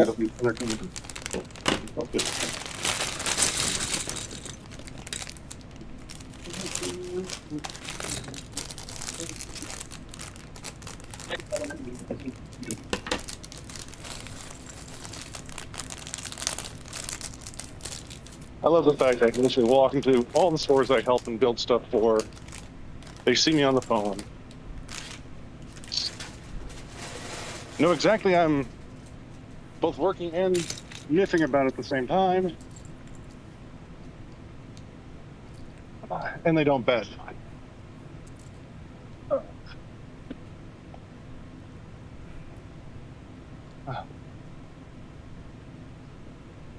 Speaking of Doctor Who's the Swedish Chef, Mr. Mo. 1, 2, 3, 4, 5, 6. In one of the videos you sent me, your dog was getting rather interested in his legs. Has there been any incidents with the dogs? No, because I managed to buy a Swedish Chef cage. That's because unsettling. Yep, that's yeah. Well, when you live with dogs who like chewing things. Oh yes, and he very much fits the bill of, oh, that looks like one of my squeaky toys, and Dad is making it talk. Yeah. So he is currently inside of one of the smaller kennels that the Potato is vehemently afraid of and well protected. So at this point, we just need to play some raunchy music, and he's a go-go dancer. Gotcha. Pretty much, yeah. He's yes, the SCP has been contained. I'm legitimately looking forward to how insane this is going to be. This is going to be fun. Like, I think the quality of the puppet that I got that had to modify was really good, and I didn't realize it was as big as it was. So I was like, oh my god! How big is the head compared to a button up? Compared to a shirt? Cantaloupe. It's about 70 to 80% the size of a regular human head. For a Muppet, for like a Swedish Chef-esque thing, that sounds pretty good. Yeah, it's like if you have to puppeteer the puppet, then yes, proper proportions of the puppeteers.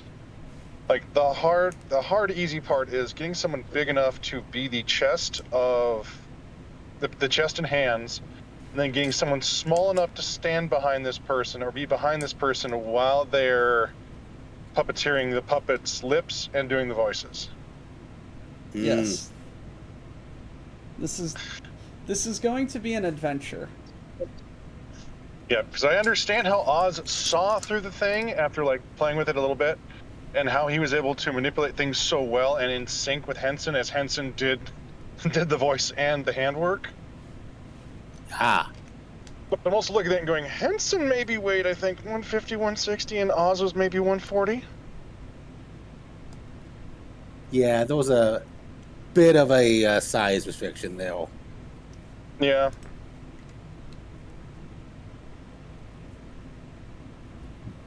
You know, well, but like before I had the cover shirt on and was just doing it one-handed, because it also has. I'm going to try to keep the puppet also in his best contained form, and it will have additions but not modifications. I should put it that way. Yes. But he will still be OEM and have the ability to be returned to OEM. OEM? Official edition of Muppet. Ah. Ah. It's My brain was original going edition of to- manufacturer. My brain was being like Oxford English Dictionary. Wait, what? That's not right. Now I think about it, a list of cocktails in a big book could be a mictionary. Yeah. I'm making a wall. I'm making a roof. Hey, Neil, you're done with this. Just power way through it. I believe in you. You can do it, Doc. Where is the freaking brick? Come. Is this one there? Is it because it's Okay, the only thing I ask, if Boat Bomber does his costume, if Canopus Cat has his costume, we need to get a picture of all the costumed people. Like if Eeyore comes up and has his proper gas mask like he did last year, like we need to get the picture of all the costume shit posts. Yes, it's going to be great.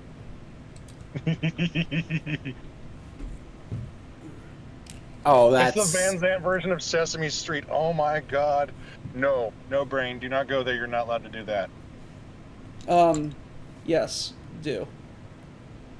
No, Oh, we do not need one of those little anime figures of Beeple-chan. We do not need one of those.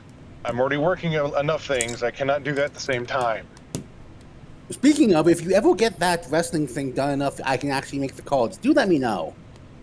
I will. I wanted to have the ring and everything else for the woodworking stuff. That's what's stuck in international shipping at the moment.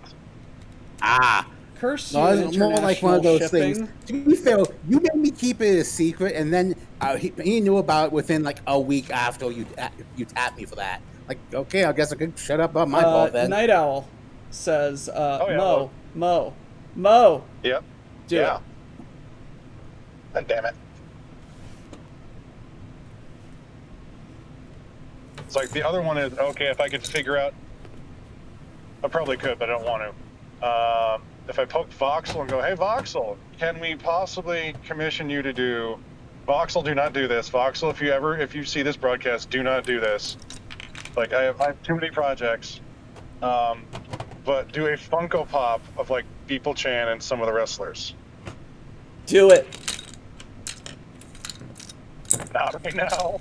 I'm still trying to, like, through logistics and distribution, get WBPL the game done, and the MXC done, and the other 2 maps for Bubba J's Mecha Mecha Mini Golf, Mecha Macro Golf done.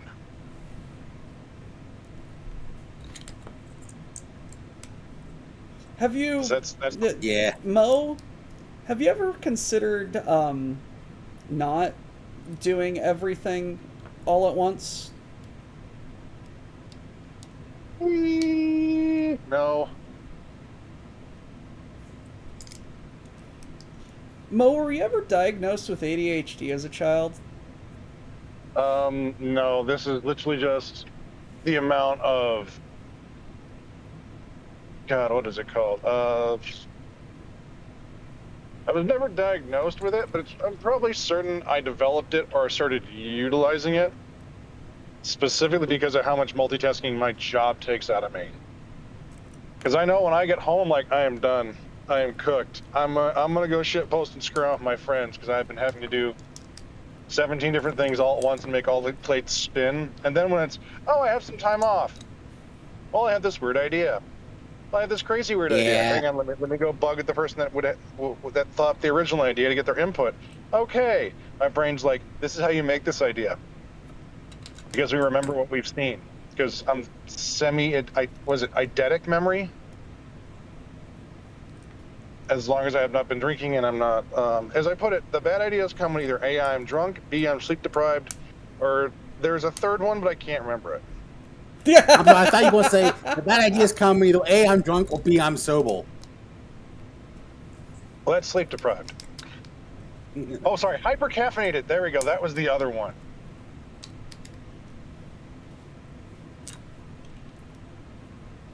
That Oh, explains that's that the one where explains the tape cruise stopped ship. recording. Yes, it does. Because I was all 3.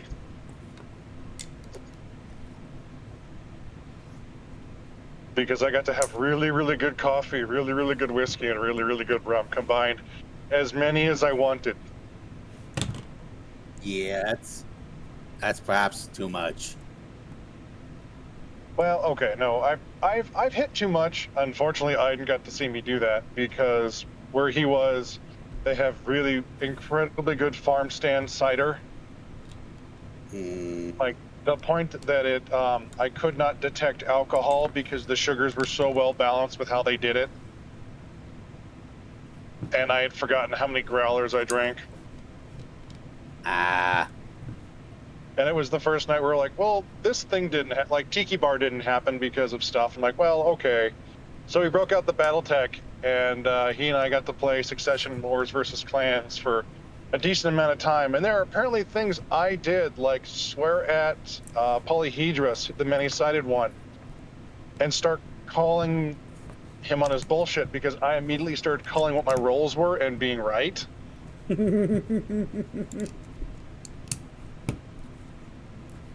And I have no memory of this.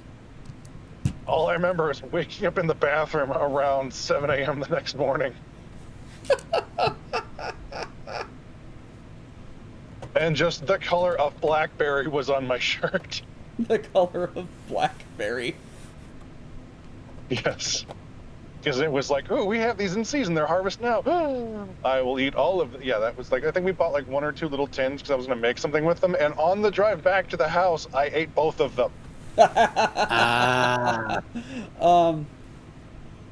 Also, Mr. Mo, I can't get time off for impromptu meetup, so it's such is life. Such as Alas and alas. we will try and tell you what, for after end of this year into next year, I think that's going to be when we do other location redacted with Rail and Pharisees and Ralphie and Hedge and myself. The thing is, like, going to visit the Desirs, I also have a relative who lives up in that same area, literally the next island over. Oh, yeah, I won't lie, have to bring you to the little bookshop that was up there. I have a hand-drawn map of the area from that. I haven't been in the Pacific Northwest for like 10 years. I grew up there and I miss it. Like trees and rain, you don't get either of those here down here in my desert. Yeah, like the local vegetation, I was like, hey, those are like, oh, that's wild and that's edible. That's wild and that's edible. That's wild and that's damn it, lightning. He goes, what? And I go, I can literally like pull off the side of the road and have breakfast. Water.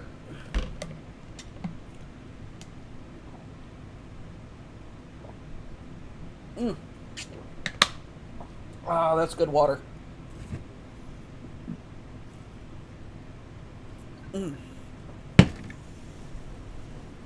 And Doc slowly sinks into insanity.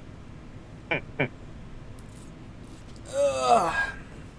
I can't see. Okay. This is a good thing. Have you tried opening your eyes? All I see is pain and torture. Don't go You're into the almost light, done. Doc. Ugh. All right, chat. Better one, better two. This is Jacob's hair. Are we doing long hair Scruffy McGee or short spiky heartthrob?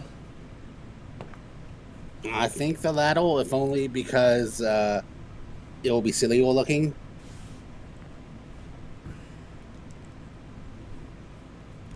He now looks like he deserves to be an NSYNC.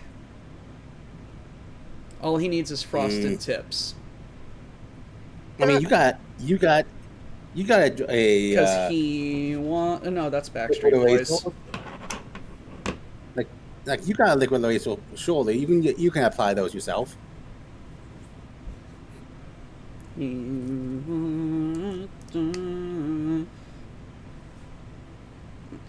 Thinking bad ideas, thinking stuff and things, thinking. Listen, a bad idea is still an idea. Pink bathrobe, a rare mint snow globe, a Smurf TV tray I bought on eBay.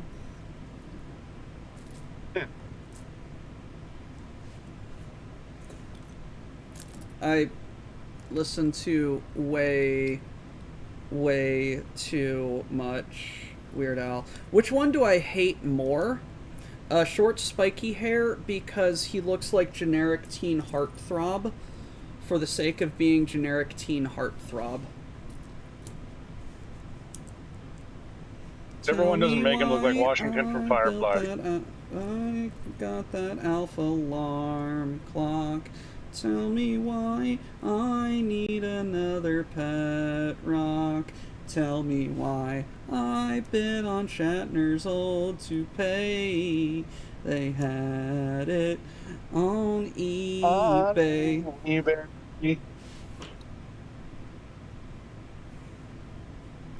Like, unironically, like, I absolutely love how musically talented Weird Al is, and respect the absolute balls on him for making an entire career out of being a professional musical shitposter. I still loved when he did the theme to the movie Spy Hard. As a joke, he wanted to do a gag where he held a note so long his head exploded. Well, they add the head explode later. Yeah, they did that. Yeah, they made the reason he was doing that joke was in reference to whoever sang Thunderball.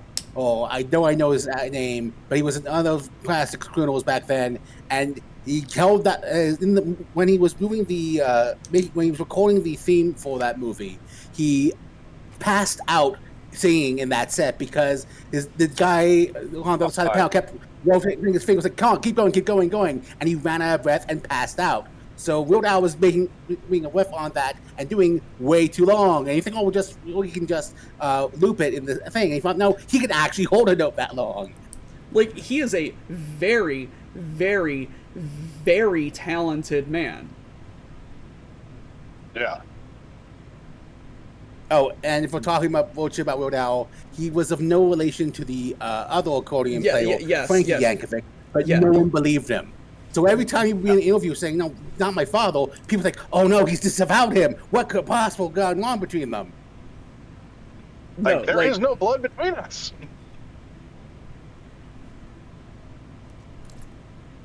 Didn't they meet up, like, a long while later and, like, do, like, a few little shows together? Yes. Become friends? Also, after he passed, when he did, when Al did one of his polka medleys, just before he got to the part he was making fun of the song TikTok, there was a small polka interlude that is a snippet of one of one of Frankie Yankovic's songs called "The TikTok Polka," but spelled like but spelled normally. Yep.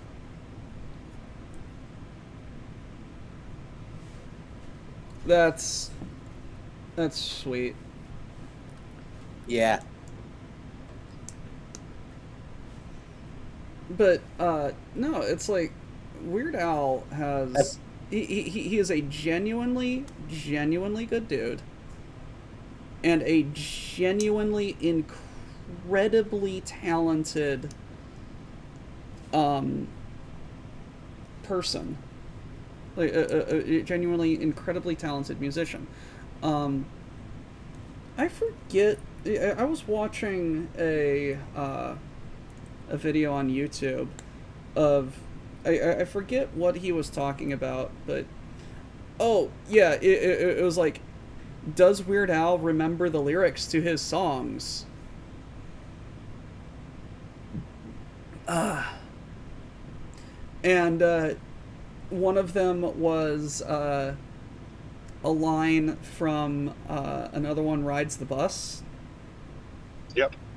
And he said, for the longest, he was just like, so I wrote that while I was still in college and got, like, pulled into the Dr. Demento show. Yes. And all I had was my accordion and my accordion case. And I'm just like, I could just go on just like this. But then he asked the studio drummer for the Dr. Demento show, "Hey, can you just, like, bang on my accordion case?" And he's just like, "Yeah, sure." Yes. And then that guy became Weird Al's drummer for the rest of his career. Yep, I remember that performance going, like, and he's literally, like, turning it to hit sides or do something with it. And for the longest time, even on the official first Weird Al album and all of the greatest hits re-releases, that was the master. That Dr. Demento, that Dr. Demento recording was the master copy of Another One Rides the Bus. If we're talking about Weird Al stories, the one he told that I loved was the way he knew he'd made it in Hollywood. Well, he was invited to some Hollywood party. I'm like, okay, I better go, be good in the network or whatever. And he goes. I don't know if anyone's gonna really know me or anything like that. Yeah, and he goes, "Oh, hey, it's Weird Al," and that's how he knew he made it, because the person saying, "Oh, look, it's Weird Al," was Paul McCartney. So, okay, I think people know who I am. Oh, but speaking of not knowing who it was, you know Smells Like Teen Spirit? Yep. Yep. Do you know that Tony Hawk was one of the extras? Yep. Really? Yeah, Tony Yes, Hawk is in that and- music video because he Ow. was in the area, heard that Weird Al was doing a thing, and was just like, "Can I be in this?" And they're just like, "Here." Apparently, Al did not know about it until decades later when Tony had mentioned it. And seeing Tony is famous for people not recognizing that he's Tony Hawk, that just seems so appropriate. Yeah. What didn't Tony Hawk have a story about, like, he was someone was talking to him about skateboarding, and like in a grocery store or Walmart or something, and they're just like, "Oh yeah, you probably don't know this," and he's just like, "Well, I do. I'm Tony Hawk." Yeah, it's one of those. He has a lot of stories like, was like one of the one he told him when he was getting his COVID shot. When the nurse was like, "Oh, Hawk, like Tony Hawk." And you're like, "Yes, we're all directly related to him." So he was there with his wife and with his kids at the shot, which technically, That's correct. Yeah. it's kind of those Oh. things that it's because he showed up in all those PS1 and PS2 games, and the PS1 and PS2 did not have the graphic fidelity to really get his face going. So people know the name, but don't really recognize the face. So that probably would never happen. And they don't ever watch really again. any of the old skater vids. Yeah. Or yeah, like if you didn't have the X Games or didn't have access to watching it, or didn't watch it directly, you didn't have an analog or like here's a photographical reference. I have acquired a Hunchback 2C. I have named him Freebird. Mm. Mo, you're good at finding things. Someone asked in chat, "Hey, where can I find a half-crazed Mississippi squirrel?" Specifically, a half See, I would- crazed Mississippi squirrel. Yes. I assume Mississippi.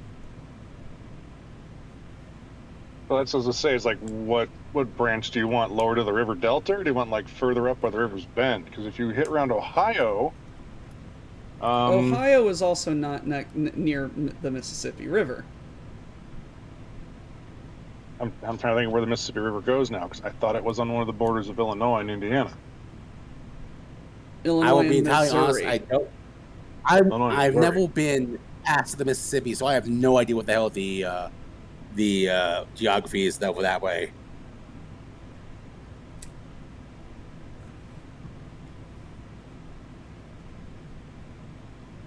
So I know by the river bend by me, if you go towards some of the Locken dams and go out with like say those cheesy peanut butter snack crackers, you can get some half crazed Mississippi squirrels.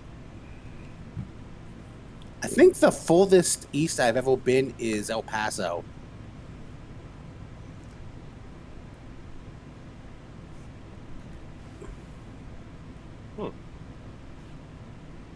I'm just trying to think of where it lets out. Yeah, what do you want? You got any jelly donuts? Nah, we're out of jelly donuts. You got any Bavarian cream-filled donuts? Nah, we're out of Bavarian cream-filled donuts. Chili You donut. got any cinnamon rolls? See? Nah, we're out of cinnamon rolls. You got any bear claws? Wait a minute. I'll go check. No, we're out of bear claws. Well, in that case, what do you have? well, all I got I is kinda this made a box real- of 1 dozen I ca- crazed, starving weasels. I just realized my Weird Al sounded less like Weird Al, more like Doofenshmirtz, and now I want to see Weird Al as Doofenshmirtz because I think he could pull it off. Or Doofenshmirtz's Weird Al. Yes, yes. Oh, that would I be want to see. interesting. I want to see them do a Dragon Ball Z fusion. Yeah, we go into the one universe where it's a good Doofenshmirtz and evil Perry. Mm. I loved the I love the episode where where Evil Doof captures regular Doof and is just like, and what is this? A platypus? And now what is this? Perry the platypus. I'm beginning to see why you haven't conquered your universe.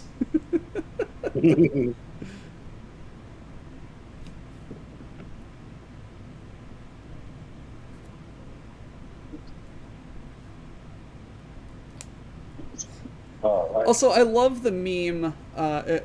The frickin'. Let me find a thing. Lego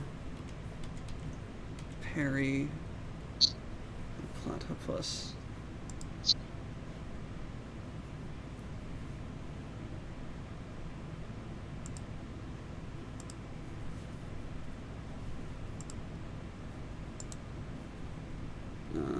Open in new tab.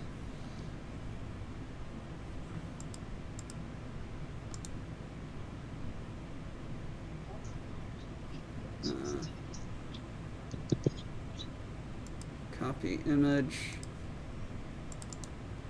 I hope this works.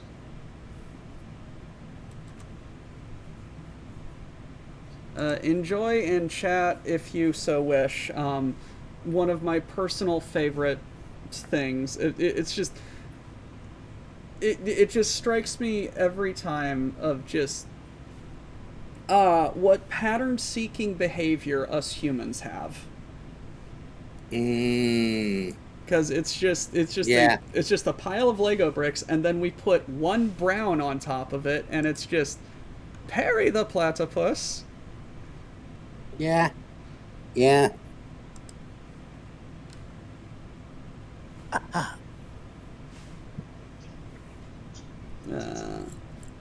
Oh god. Oh god. Oh, there it is. Hello. Oh god. Oh jeez. Oh lord.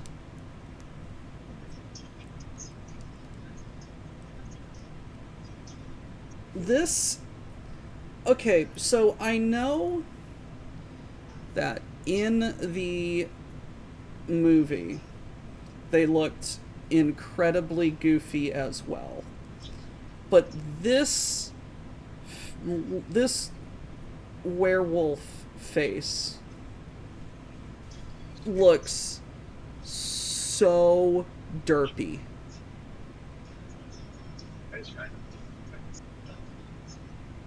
Just does not look good.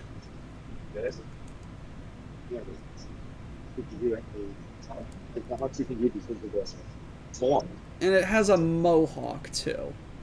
There was just that pressure that you could see light and stuff. It was a whole section.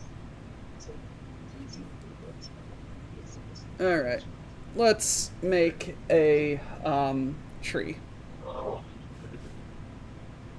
Perhaps this will cheer me up. Spoiler alert, it won't.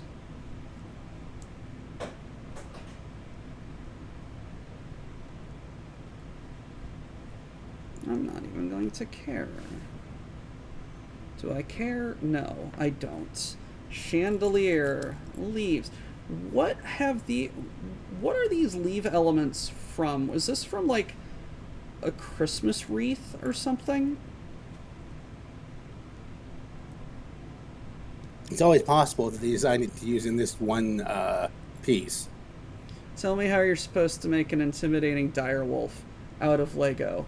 Not like that. I don't know if you can make one that small, though.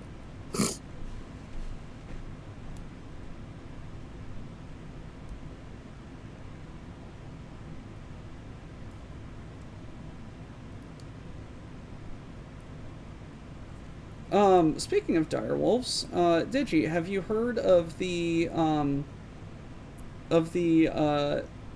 genetic revival of direwolves? Can't say I have. Could you, Apparently, tell me more. Apparently, scientists, the ever ephemeral scientists have done this. Apparently, a group of geneticists have been able to recover enough direwolf DNA and splice it with modern wolf DNA to be able to not necessarily revive, but create wolf direwolf hybrids, which are genetically stable.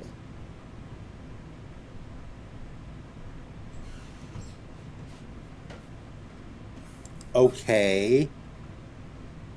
Okay, But that why? is a good. That's a good direwolf right there.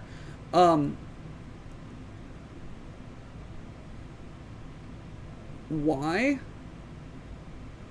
Because they learned nothing from Jurassic Park.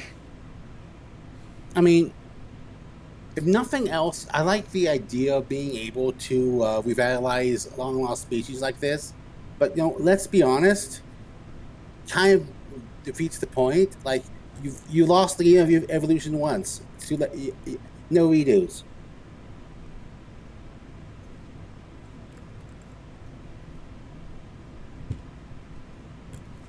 Yeah, it's approaching the. You never stopped to ask. They always asked if they could. They never stopped to ask if they should.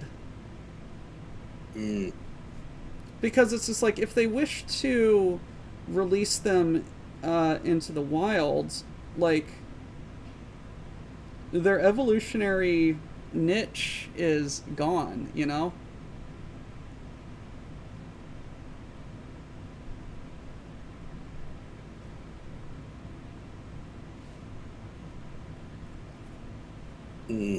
Yeah, I suppose. It's neat that we can do it. I'm sorry, I just got shared what the bonus code for one of the Marvel secret labels is. It depicts Green Goblin throwing Gwen Stacy off the bridge. Can you guess what card it is? Tragic Fall? Close. Fatal Push. Oh, yeah, yes. That one. I have called. I mean, you're not wrong. I would love some of that one. Alright. I also have no more music to distract me from the horrors in front of me. Please save me from myself. I mean, you got me to talk Wake to you me about up stupid inside. shit, so that's something at least. Can't wake up? Like, did you ever see the Jingle Bells version of that song? The what? Someone auto-tuned that song to the style of Jingle Bells. I have not. I have something to look up for when I hop I'm off. not going to play it on stream due to copyright issues, so I'm just not going to. I mean, if we're But talking about songs given weird it's Christmas versions, hilarious. Collective Conscious made into crossed over with made to be a Christmas song is sadly on point. Alright, we are almost done with trees.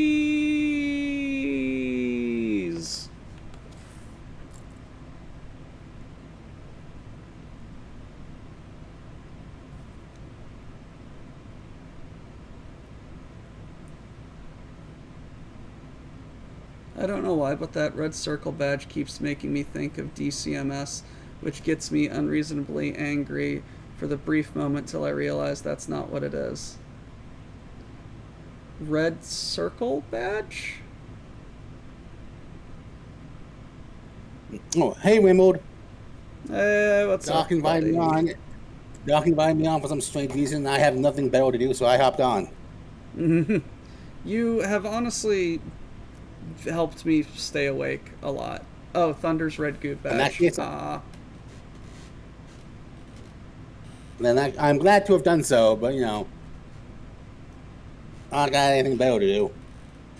How do you... I didn't realize that the 10K goop badge, what is that for? I don't I understand. assume 10K goop badge? Yes. There's apparently, for spending at least 10K goop. Oh. I'm fairly certain I've spent more than 10K goop. Yeah, like in one, or does it mean in one go?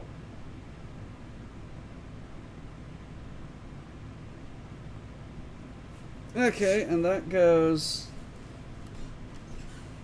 there. And now I have this little backpack that I can put on Edward after I take his hat off, his head, his whole ass head. And then make Bella sit on his back, and boom. And then he grabs...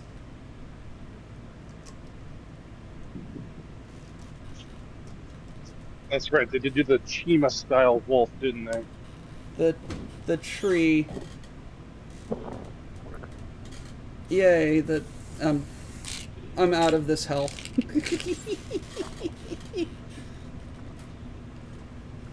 I don't know. There still seem to be some parts. They're all extra. This is a lot of extra pieces. Oh my god, is it a lot of extra pieces. I like how you have that many extra pieces. They didn't send you that one stuff. Oh no, I found it, Oh, okay. unfortunately.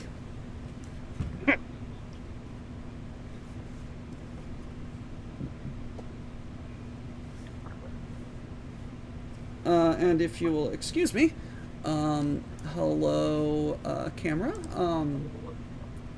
die for a second.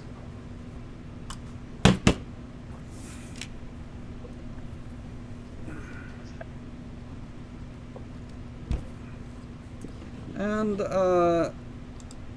ta-da, you're upside down, very much upside down.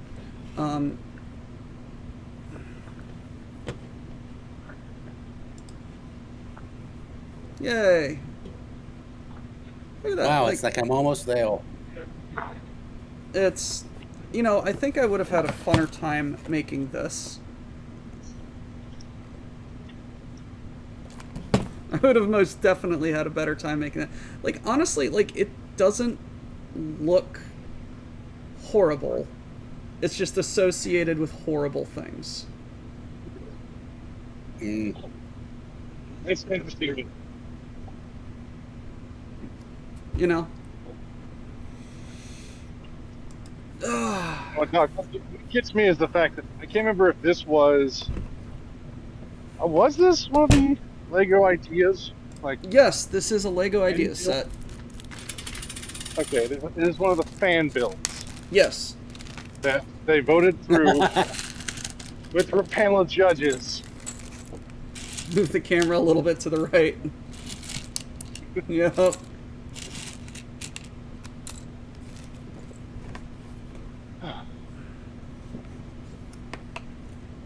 Alright, to prove the point,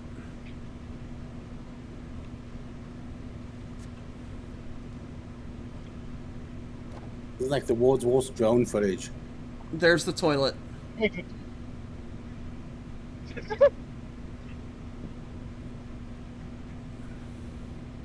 Literally see the Yeah. toilet from outside. To be fair, it is like the second floor, so it's something. There's a door. If someone was on your roof, you probably had enough problems. That's the old Greg point of view. There was a door. The door was also glass.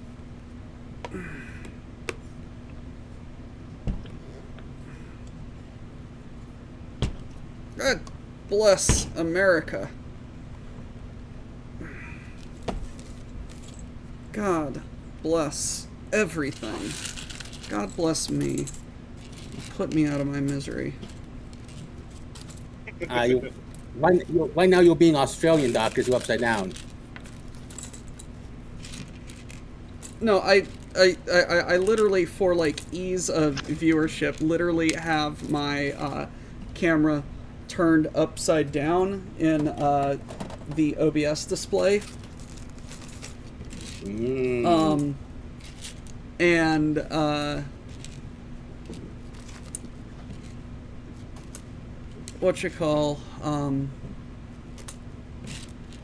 OBS display, and because like I've got tired of just like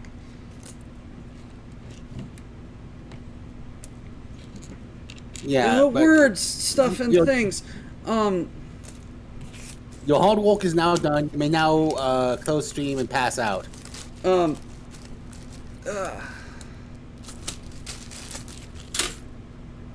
Let's okay.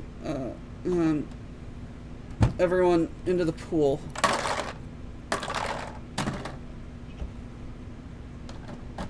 You...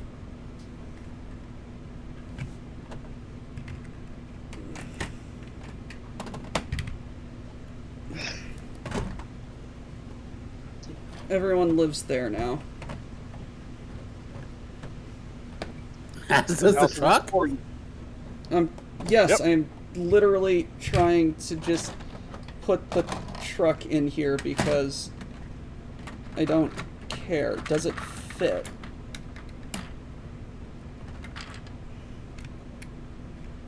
It doesn't. Sag. Wait, does that house even have a garage? No. There's a door for garage, but that's an open one. What time are we doing button? We are doing button at 5 p.m. Central.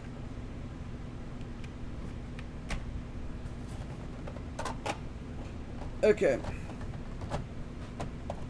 That all exists there, which is fine. Let me see if I can't get this up and running really quickly. Media, new, I fill. Okay. Local file, browse. Videos.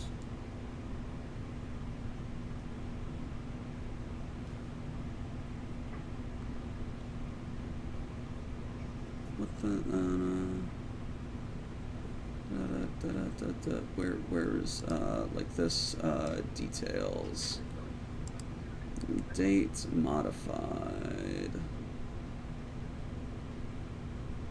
19. Okay.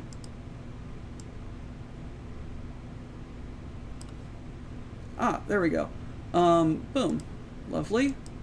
Lovely.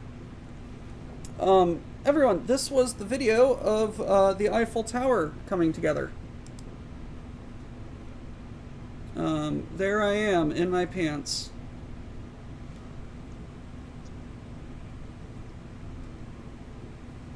Like, all of this... all of those legs are very precarious until they are put together. Here we are. I have all of the legs assembled, and now they are... I have not finished it, no. Slotting. I was waiting for more opportunity to stream it. Place. But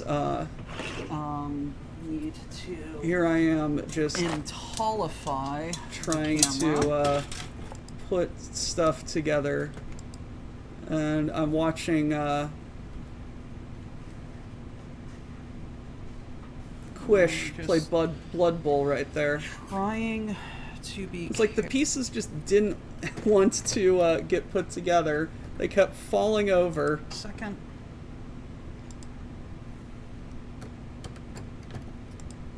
It was just like everything just kind of needed to snap into place before it finished up.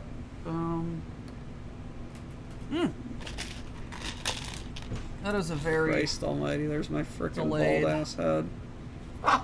Oops.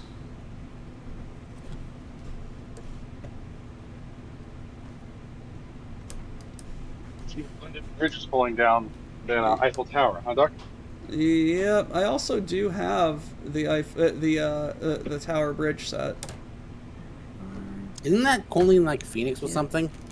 No, the literal London Bridge, the original, well, quote unquote original London Bridge, is in Arizona somewhere. Yes. Tower Bridge is currently across the River Thames. I'm missing it. Where did it go? What did I drop? I don't know. And oh yeah, and the greebling keeps popping off, which pisses me off. Model. Have some. All right. And then snapping. There are 16. 2x16s into place, and there we are. That's the that's that getting put into place. I also acquired the apartment.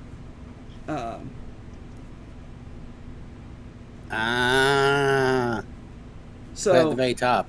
Yes. So what I love about Eiffel and what he did with the tower is he did the second most French thing possible with the Eiffel Tower. He put an apartment in the very top and then lived in it. The first most French thing he could have done was to put a mistress in that apartment.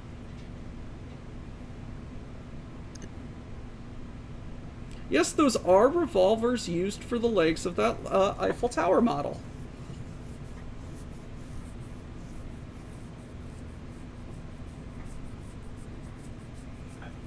So, I'm tired. Yeah. I've been going for 4 hours.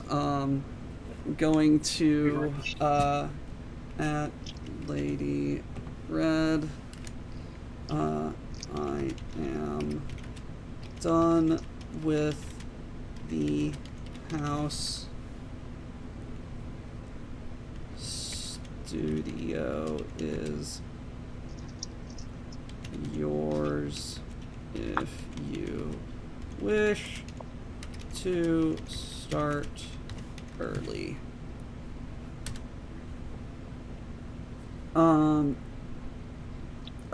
Christ.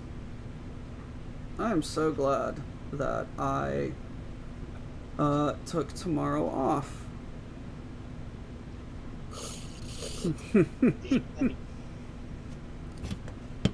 Thank you, Mo and Digi, for joining me today. Thank you, chat, for joining and having fun with the subathon.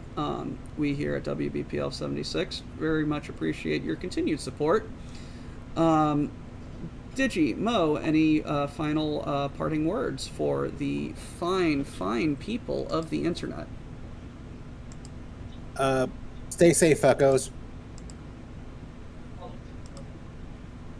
Keep on the ice. I'll pull one for you. Truer words have never been spoken, Mo.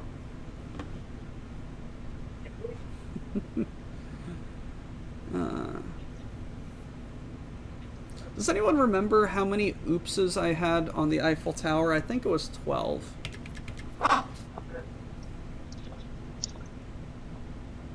Yes. Pieces or how many? Mo, Yes. I'm getting out of here. I'm going to bed. Do you have any parting words for the fine people of the internet? I'm starting to come around. Just I'm thinking turkey bacon may actually be good bacon.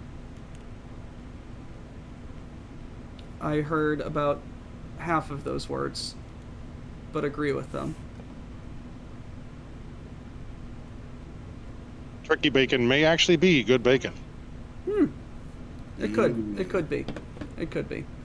Thank you, everyone, for joining. Have a good day. Enjoy the rest of the programming.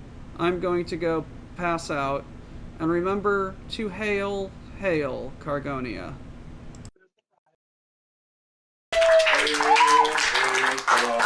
Hold on. Land of stolen things, obey the quartermaster, unless he's a ling. Miners don't die today. Cargo text push freight. Our enemies in disarray. All hail Cargonia.